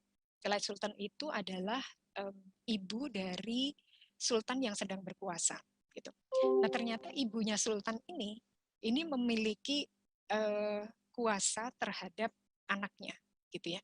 Jadi keputusan-keputusan penting yang diambil di dalam istana itu dikonsultasikan oleh sultan dengan ibu kandungnya. Ya, jadi sekalipun dia terbatas ruang geraknya, tidak bisa keluar misalnya gitu ya, dia hanya terbatas di balik dinding harem, tapi dia memiliki kekuasaan yang besar gitu, karena posisinya sebagai ibu dari sultan yang berkuasa. Ya. Nah kemudian saya beralih ke Indonesia gitu ya. Jadi bagaimana harem ini kemudian diadopsi juga oleh kesultanan ya. Kesultanan itu kan kerajaan Islam gitu ya, oleh Kesultanan Yogyakarta. Jadi kalau di Istana Jogja gitu, di hampir semua istana itu di Indonesia itu memiliki harem ini ya. Ada quarter atau ada satu bagian di dalam istana itu yang diperuntukkan khusus untuk perempuan ya. Dan peruntukan ini gitu, dibangunnya harem ini ternyata juga menjadi perhatian yang utama dari sultan ya. Terbukti bahwa harem ini atau yang kita sebut sebagai keputren kalau di Yogyakarta itu dibangunnya bersamaan dengan dibangunnya istana Keraton Jogja ya. Jadi tahun 1756 itu bersamaan dengan dibangunnya Keraton Jogja ya. Dan di sini harem itu diperlihatkan dengan batas ini ya, diperlihatkan dengan batas ini. Nah, yang gedung A ini adalah Prabayaksa ya. Prabayaksa itu adalah istana sultannya ya. Jadi ini tuh semacam istana merdekanya gitu ya. Nah, kemudian di sini ada masjid Panepen atau masjidnya sultan ya. Lalu ini ada masjid Keputren. Nah, ini kalau kita lihat di sini di dalam dinding Keputren ini ada apartemen-apartemen, bangunan-bangunan gitu yang diperuntukkan untuk selir-selir gitu ya, untuk selir-selir ya. Kemudian yang istri yang utama itu ada di sini gitu ya. Jadi menghadap ke sini gitu, ya. Tetapi di belakang sini ini untuk selir-selir ya. Nah, yang tinggal di situ siapa saja ya? Yang tinggal di situ adalah selain istri dari sultan, kemudian selirnya, anak-anak perempuannya, juga abdi dalam atau pegawai perempuan, ditambah lagi dengan anak laki-laki yang belum disunat ya. Jadi di sini kita bisa melihat bahwa ritual khitan gitu ya, itu menjadi satu, kalau kita katakan itu adalah bagian dari rites of passage gitu ya. Rite of passage itu ritual-ritual yang berkaitan dengan kehidupan seseorang, ritual-ritual penting gitu. Nah, di sini khitan itu menjadi satu tonggak, menjadi satu milestone di mana seseorang masuk ke dunia adulthood gitu ya, atau kedewasaan gitu. Jadi ketika dia belum disunat, dia masih boleh tinggal di dalam keputren ini. Begitu dia disunat, dia kemudian akan pindah ke kasatriyan ya. Kasatriyan itu di sini ya. Jadi namanya juga satrio gitu, dari kata satrio itu untuk para pangeran gitu. Nah, kalau kita lihat gitu bagaimana penataan ruang dari keputren ya di dalam Keraton Jogja itu memang dibuat sedemikian rupa sehingga ruangan ini dan perempuan itu tidak terlihat ke mata publik gitu ya. Jadi ini kalau kita lihat, ini adalah tadi adalah pelataran ya, pelataran utama. Jadi kalau Bapak Ibu berkunjung ke Keraton Jogja itu biasanya bisa sampai di sini gitu ya. Bisa masuk ke sini, biasanya bisa masuk ke di sini ada museum ya. Ada museum keraton di sini. Nah, ini bisa masuk di sini nih. Ya. Jadi biasanya turis itu ada di depan sini ya untuk menikmati bangunan-bangunan keraton ya. Nah, kalau kita lihat di sini misalnya ini bangunan ini bangsal manis, ini adalah yang ini ya. Ini bangsal manis, kalau kita lihat yang mana pintu masuk ke keputren. Pintu masuk ke keputren itu ada di sebelah sini ya. Jadi sangat tersembunyi, ditutup dengan ada pohon, kemudian sebetulnya sudah di ujung ya. Di ujung dari pelataran ini. Jadi kalau sudah sampai di sini biasanya sudah mentok ya, karena ini nih gerbang selatan ya. Gerbang selatan untuk keluar keraton. Biasanya untuk para pegawainya gitu ya, atau abdi dalam ya.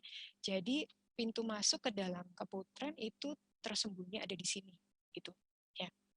Nah, dan kalau kita lihat secara sepintas ya, jadi secara visual itu kalau kita lihat, kita bandingkan dengan bangunan-bangunan di sekitarnya, pintu masuk ke dalam keputren ya, bangunan keputren sendiri tidak terlihat, kemudian pintu masuknya juga sangat sederhana gitu. Kalau kita bandingkan dengan kualitas arsitektural yang ada di sekitarnya itu kita bisa katakan bahwa itu tidak estetis gitu ya. Jadi biasanya memang kalau scholar gitu, para peneliti arsitektur itu kemungkinan tidak tertarik untuk meneliti tentang keputren, kemudian membuat buku misalnya tentang keputren gitu, karena dianggap secara arsitektural itu tidak menarik gitu ya. Nah, itu nanti yang berkaitan juga dengan the way we look at things gitu ya.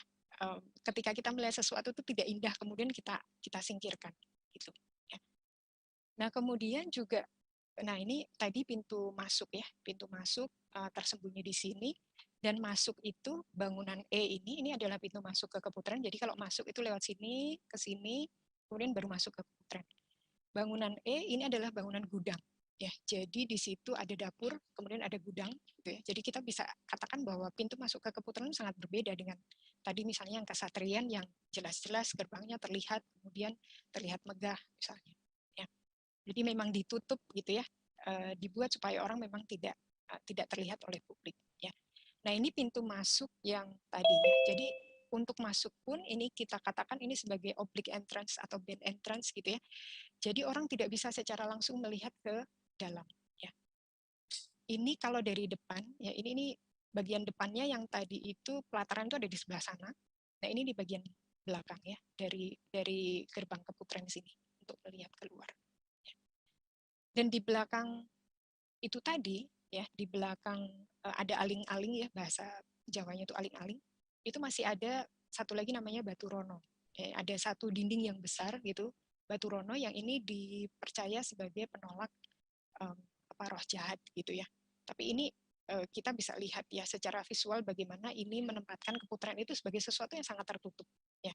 Kita lihat juga bagaimana alur di dalamnya, sirkulasi di dalamnya gitu ya. Jadi orang masuk itu tidak langsung melihat bagian dalam. Ya, ini bagian dari tadi itu ya, privacy tadi. Orang harus berbelok ke sini baru masuk ke dalam. Ya. Nah, kemudian saya juga akan membahas nih sedikit tentang bagaimana itu berpengaruh terhadap masjid gitu ya, arsitektur masjid ya. Jadi kalau ini tuh kebetulan yang saya ambil adalah Masjid Gede Kauman atau Masjid Kesultanan ya. Jadi Masjid Kesultanan Yogyakarta. Ya, kita lihat bagaimana pola ruang yang sudah diterapkan di dalam keraton itu kemudian juga diterapkan kembali di masjid. Ya. Jadi kalau kita lihat di sini, ini adalah serambi. Ya. Bagian ini adalah pintu menuju ke ruang utama. Ya, jadi di sini nih. Ini pintu menuju ke ruang utama, itu pintunya itu dengan ukiran dan diberi cat warna keemasan gitu ya. Jadi memang secara visual orang itu lebih tertarik ke sini ya. Kalau misalnya dulu mahasiswa arsitektur itu kalau melakukan field work atau kunjungan lapangan, itu pasti yang akan dilihat adalah ruang utama sholat karena memang di dalamnya itu sangat menarik secara estetis gitu ya. Sementara kalau pintu untuk ruang sholat perempuan itu sangat sederhana di sini ya, kecil gitu di samping ya, dan tidak ada misalnya seperti tadi tidak ada ukiran-ukiran. Ya. Nah kemudian ketika kita masuk ke dalam ruang sholat perempuan yang ada di sini itu juga sama, kita temukan dinding aling-aling ya atau dinding penghalang ini seperti yang kita temukan tadi di keraton. Nah, jadi untuk masuk itu tidak bisa, kalaupun pintu dibuka, itu bagian dalam ruangan, itu tidak bisa langsung terlihat oleh orang yang ada di luar. Nah, kemudian bagaimana ruang-ruang untuk perempuan itu bisa diakses atau tidak oleh publik, itu ternyata juga berkaitan akhirnya membawa konsekuensi terhadap visibilitas perempuan di dalam teks ya. Kalau tadi saya bicara tentang buku-buku arsitektur, misalnya buku-buku sejarah arsitektur, kebanyakan cenderung untuk melihat hal-hal yang indah-indah yang difoto kemudian bisa ditampilkan di dalam buku ya. Nah, ini sebuah peta yang saya temukan di buku yang ditulis oleh orang Belanda, diterbitkan tahun 1935 ya. Di dalam buku ini, di dalam peta ini seperti kita lihat di sini tidak ada terlihat adanya ruang sholat untuk perempuan tadi ya, atau yang kita sebut sebagai pawestren ya. Jadi dengan adanya buku ini sebetulnya gitu ya, teks itu kan sebetulnya sebagai satu cara kita untuk berkomunikasi dengan orang lain ya. Apa yang kita sebutkan di teks, sejarah yang kita tuliskan di teks itu memiliki efek gitu ya, bukan sekadar bahwa itu hanya informasi, tetapi informasi itu kemudian terus bergulir, kemudian misalnya tersebar luas dan itu tertanam di benak pembaca, tertanam di benak orang yang mendengarkan misalnya. Nah, jadi dengan melihat peta ini seolah-olah tidak ada ruang sholat untuk perempuan tadi. Ya. Nah, di sini hipotesis saya, dugaan saya gitu ya, adalah bahwa terkait dengan isu aksesibilitas ya. Bisa jadi karena pawestren itu sebetulnya kan memang ruang khusus untuk perempuan dan itu tidak boleh diakses oleh sembarang orang. Kalau bukan perempuan ya tidak boleh masuk gitu ya. Jadi bisa jadi misalnya yang orang Belanda ini tadi dia memang tidak bisa melihat ke dalam gitu. Atau yang kedua adalah berkaitan dengan preferensi memandang ya, atau the preference of looking gitu. Melihat karena itu bukan satu objek yang menarik secara visual, kemudian dilewatkan. Ya.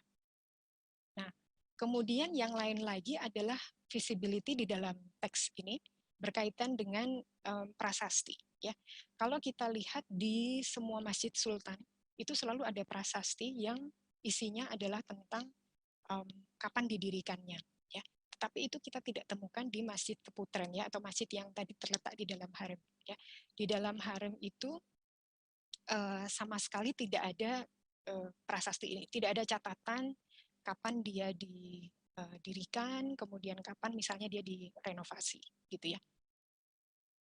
Jadi itu juga ada kemungkinan bahwa itu dianggap sebagai ya semacam kalau kita melihat misalnya seperti musola kampung lah, misalnya gitu ya. Jadi sesuatu yang tidak penting secara historis, gitu. Ya. Nah kemudian ini tadi yang masih berkaitan dengan preferensi melihat tadi atau memandang tadi ya. Bagaimana ketika kita misalnya masuk ke dalam masjid Gede Kauman, kalau kita lihat ruang sholat utama itu memang sangat indah gitu ya. Jadi di sini misalnya kita bisa lihat ada maksura atau kotak yang khusus disediakan untuk sultan gitu ya, yang tidak ada di setiap masjid ya. Tidak semua masjid itu memiliki maksura ini ya. Kemudian ada mihrabnya ada sulur-sulur juga, ada ukiran gitu dengan warna keemasan. Kemudian juga ada mihrab di sini. Sementara kalau kita bandingkan dengan ruang sholat untuk perempuan atau pawestren tadi, itu kita lihat secara kualitas sangat sederhana. Ya. Jadi kalau misalnya kita melakukan kunjungan ke sana, kemungkinan besar kita tidak akan misalnya ambil foto-foto itu bukan yang di dalam pawestren gitu ya, tetapi yang ruang sholat utamanya, karena kita anggap itu misalnya Instagramable misalnya gitu ya. Nah, kemudian yang lain lagi adalah ini foto favorit saya gitu ya. Mungkin kalau sudah beberapa kali ikut mendengarkan saya, misalnya saya menjelaskan tentang metode, tentang arsitektur Islam gitu, kemungkinan besar akan ketemu dengan ini ya. Jadi di sini memperlihatkan bagaimana sebetulnya the way of looking gitu ya, preference of looking, kacamata siapa yang melihat itu akan menghasilkan gambar yang berbeda. Ya. Ini waktu itu ada rapat DKM Masjid Kedikauman itu. Ya. Nah, yang foto yang di bawah ini adalah foto yang saya ambil. Kemudian berdiri kurang lebih 1 meter di sebelah kiri saya itu diambil oleh seorang bapak gitu. Beliau juga pengurus masjid. Nah, kemudian foto ini beliau unggah di Facebook. Ya, saya tidak sengaja melihat loh, fotonya kok beda gitu ya.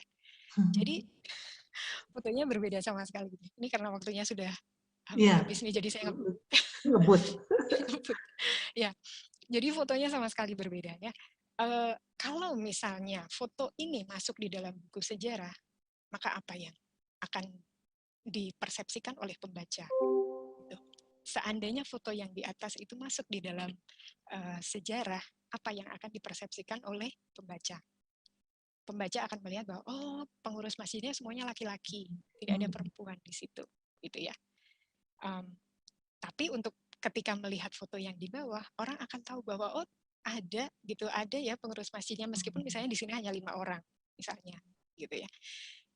Tapi ini sangat berkaitan dengan bagaimana sebetulnya sejarah itu direkonstruksi gitu ya. Jadi bagaimana sejarah itu ditulis itu kan sebenarnya tergantung siapa yang menulis gitu ya.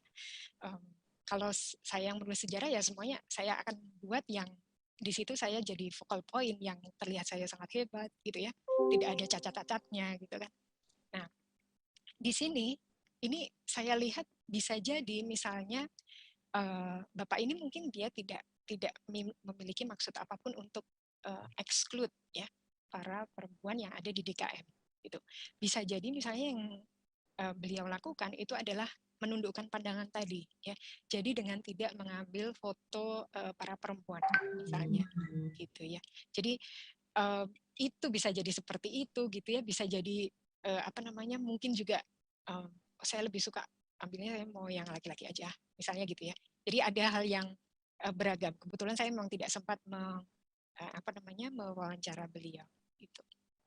Nah, jadi untuk menutup pemaparan saya hari ini, yang beberapa catatan pentingnya adalah yang pertama tuh bahwa the gaze atau pandangan tadi, tatapan tadi itu bukan sekadar aktivitas fisik gitu ya, yang dari mata kemudian ada cahaya mengenai benda kemudian masuk ke mata kita, bukan sekadar itu, tetapi ada hal yang lebih politis gitu ya, apa yang ada di balik itu ya.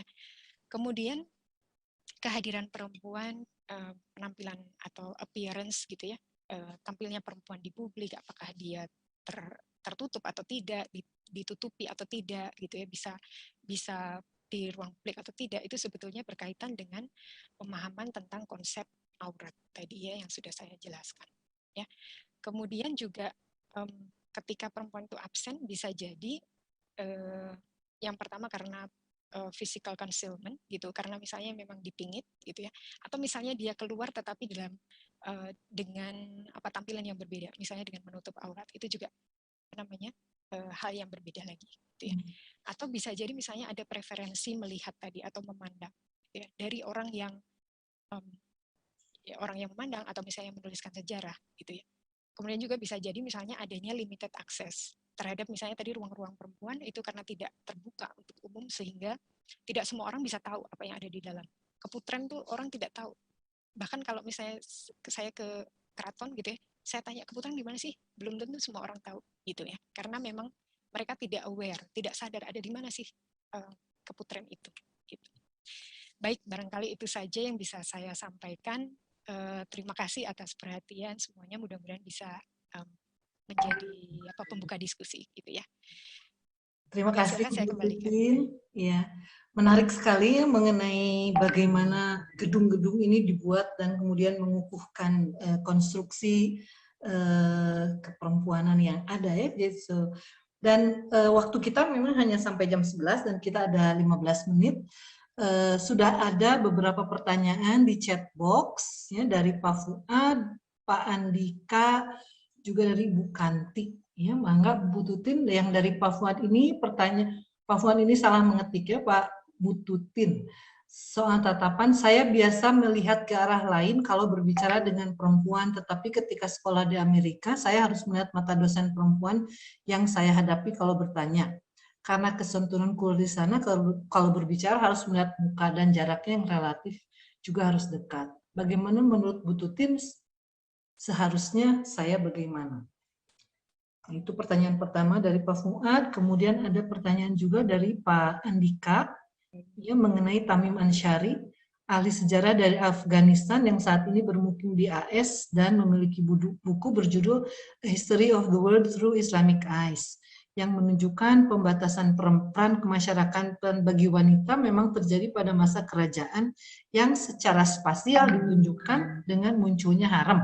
Menariknya, Ansyari menyatakan fenomena tersebut hanya terjadi pada wanita kelas atas, sementara di kalangan masyarakat bawah, wanita tetap berperan di tengah masyarakat seperti berdagang di pasar, membuat kerajinan.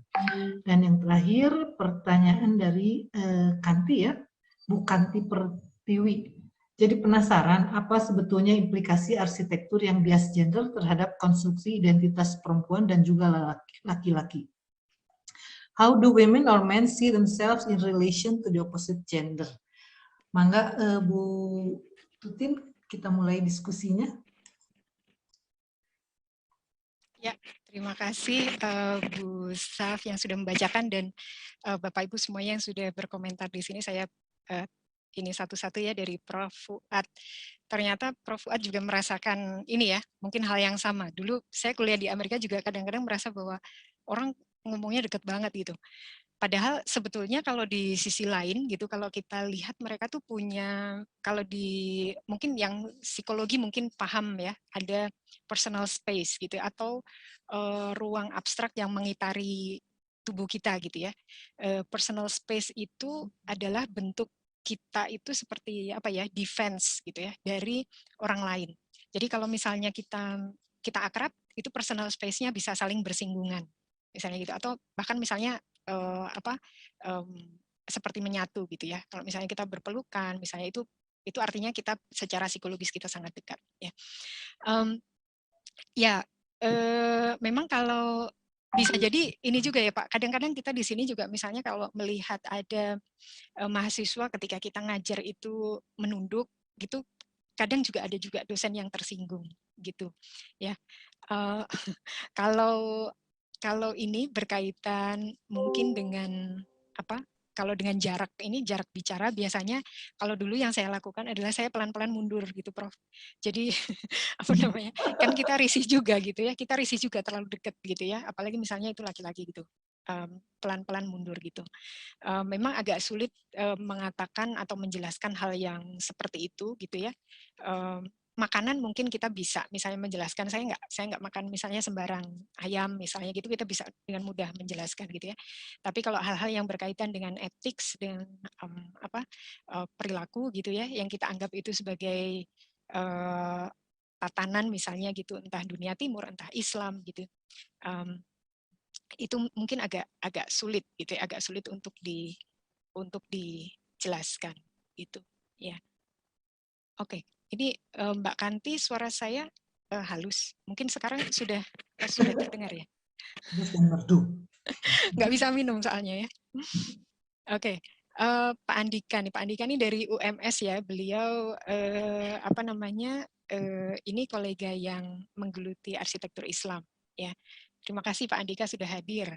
Nah, di sini Pak Andika menyebutkan bahwa Ansari gitu, Tamim Ansari itu dalam kajiannya tentang harem itu bahwa harem itu untuk wanita kelas atas gitu ya, sementara di kalangan masyarakat bawah itu wanita tetap berperan di tengah masyarakat.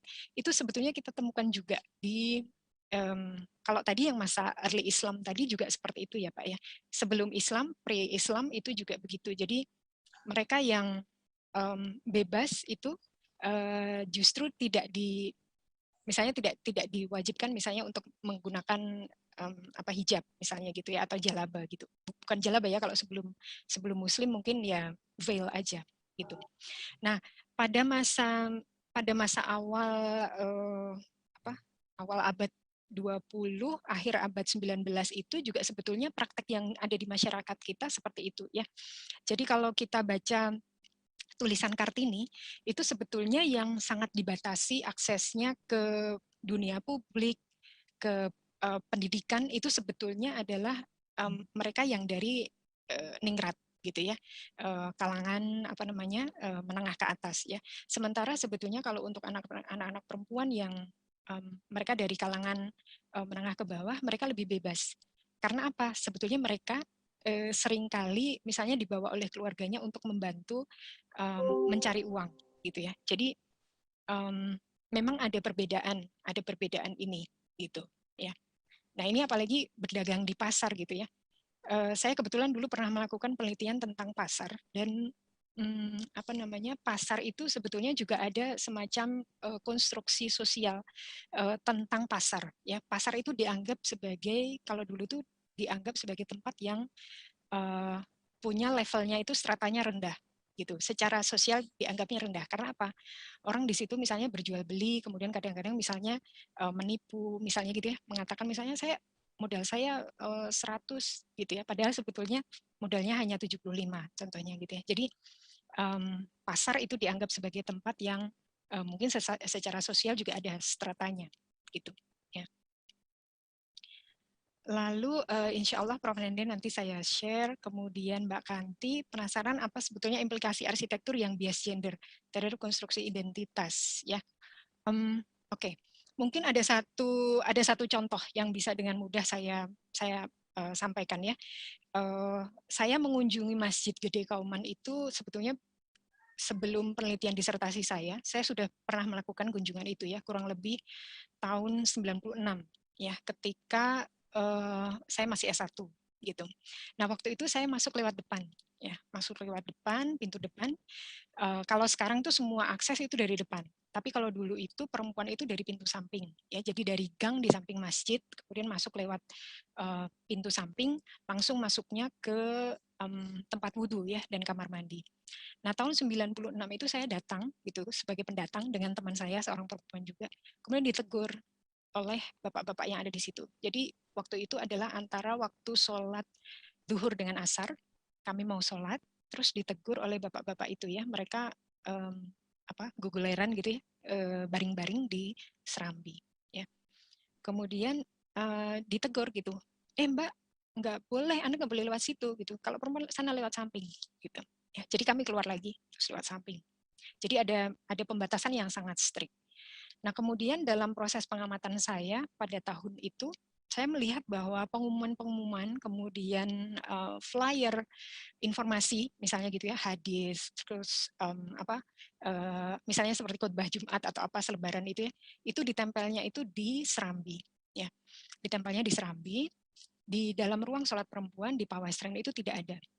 Nah, di serambi itu kalau antara waktu sholat itu biasanya bapak-bapak itu kalau sudah selesai sholat mereka baring-baring di situ gitu ya. Jadi gogoleran gitulah ya. Jadi baring-baring. Nah, untuk para perempuan ketika mereka ke serambi itu adalah satu hal yang tabu lah gitu ya. Meskipun sebetulnya pada masa itu mereka sudah mulai kalau pas waktunya sholat mereka keluar dari ruang sholat perempuan dari bawah itu naik ke serambi, tapi terus masuk ke ruang sholat utama, sholat di belakangnya laki-laki. Ya, nah tapi mereka tidak bisa dengan bebas misalnya berkeliaran di serambi baca-baca misalnya gitu. Ya, ini salah satu contoh yang menunjukkan bagaimana segregasi ruang tadi itu, gitu ya, berdasarkan gender itu ternyata juga membawa implikasi gender juga gitu ya, bahwa ada informasi yang tidak bisa diakses oleh perempuan gitu ya, karena itu tidak diletakkan di ruang sholat untuk perempuan, dia ditempatkan di tempat untuk laki-laki yang perempuan tidak bebas untuk mengakses gitu ya. Atau misalnya kadang-kadang misalnya begini, tempat sholat untuk perempuan itu seringkali tidak dilengkapi dengan akustik yang baik. Atau misalnya jamaah tidak bisa melihat gerakan imam, misalnya gitu. Nah itu biasanya nanti kalau ada pengajian gitu ya, orang jadinya rame gitu. Atau misalnya bawa anak-anak gitu. Anak-anak itu semuanya ikut yang ibu-ibu misalnya, karena nggak boleh ikutan di tempat sholat laki-laki misalnya, karena nanti akan bikin ribut gitu. Tapi jadinya tempat sholat untuk perempuan ini menjadi tempat yang memang ketika kita sholat di situ menjadi tidak khusyuk gitu. Ya, itu jadi ada beberapa contoh seperti itu. Terima kasih juga Prof. Ida sudah hadir. Dan ada komentar dari Bu Ida, mungkin akan dikomentari oleh sebagai komentar terakhir dari Bu Tutin. Saya kira ya. Ini Prof. Ida juga sudah ada.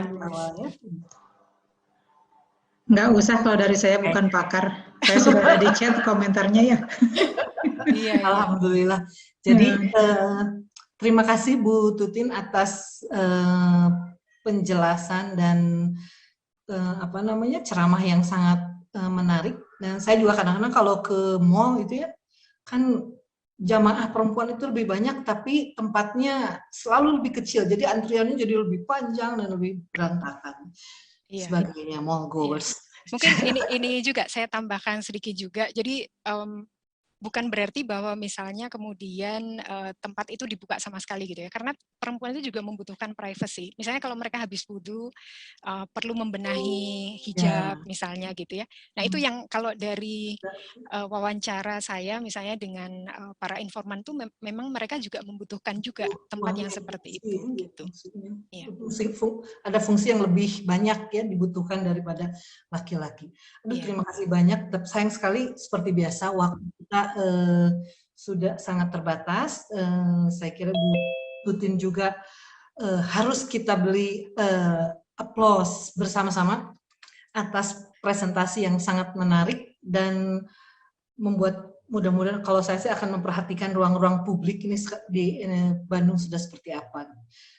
Sama seperti dengan Ibu Zahra tadi, kita harus melakukan pemotretan oleh fotografer kita, Ibu Vina.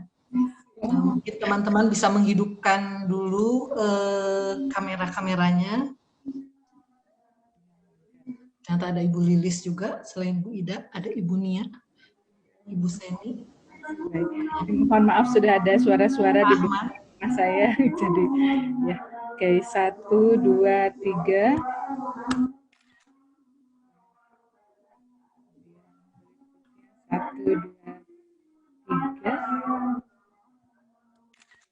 Siap, sudah Prof, karena yang slide berikutnya banyak yang off videonya, jadi munculnya nama-nama saja. Iya, tadi mudah-mudahan tadi pernyataan terakhir dari Pak siapa yang dari UNS, nah Bu Tutin nanti akan membuat masjid berkeadilan gender. Terima kasih semua ada saya Bu Tutin. Cuma video off karena ini internetnya ngejeprut. Oh iya, jalan abadi. Iya, terima kasih Prof. Nenden dan Bapak Ibu semuanya. Ya, terima kasih semua atas kehadirannya dan kontribusinya pada acara ini sehingga kita belajar banyak dari dua pembicara. Terima kasih kepada Ibu Vina, Ibu Hani, Pak Fuad, Bu Nenden yang saya baca aja, Bu Isah, Bu Nia, semuanya.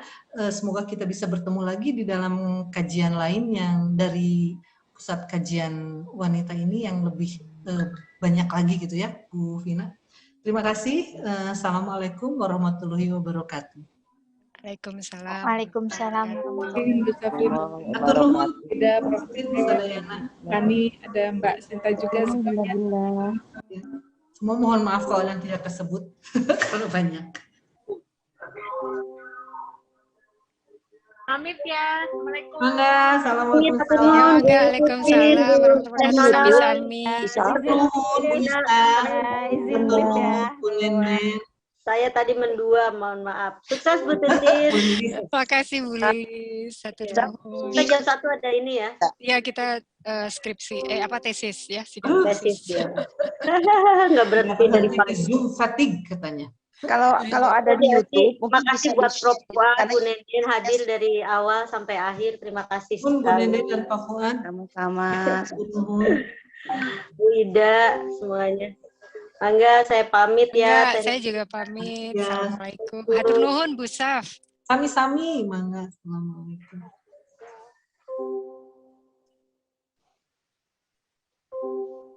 Bu Nenen sehat aja Bu Nenen ya. Alhamdulillah. Bu Saf, ini ada di YouTube nggak? Ada Bu Nenen. Ya, nanti mau di-share karena informasinya sangat penting. Iya, mangga. Nuhun pisan. Nuhun sami-sami Bu. Angga. Sehat selalu. Amin, sami. Pakai nuhun Pak Fuad. Nuhun juga jamban heula. Angga, nuhun mangga. Assalamualaikum. Assalamualaikum.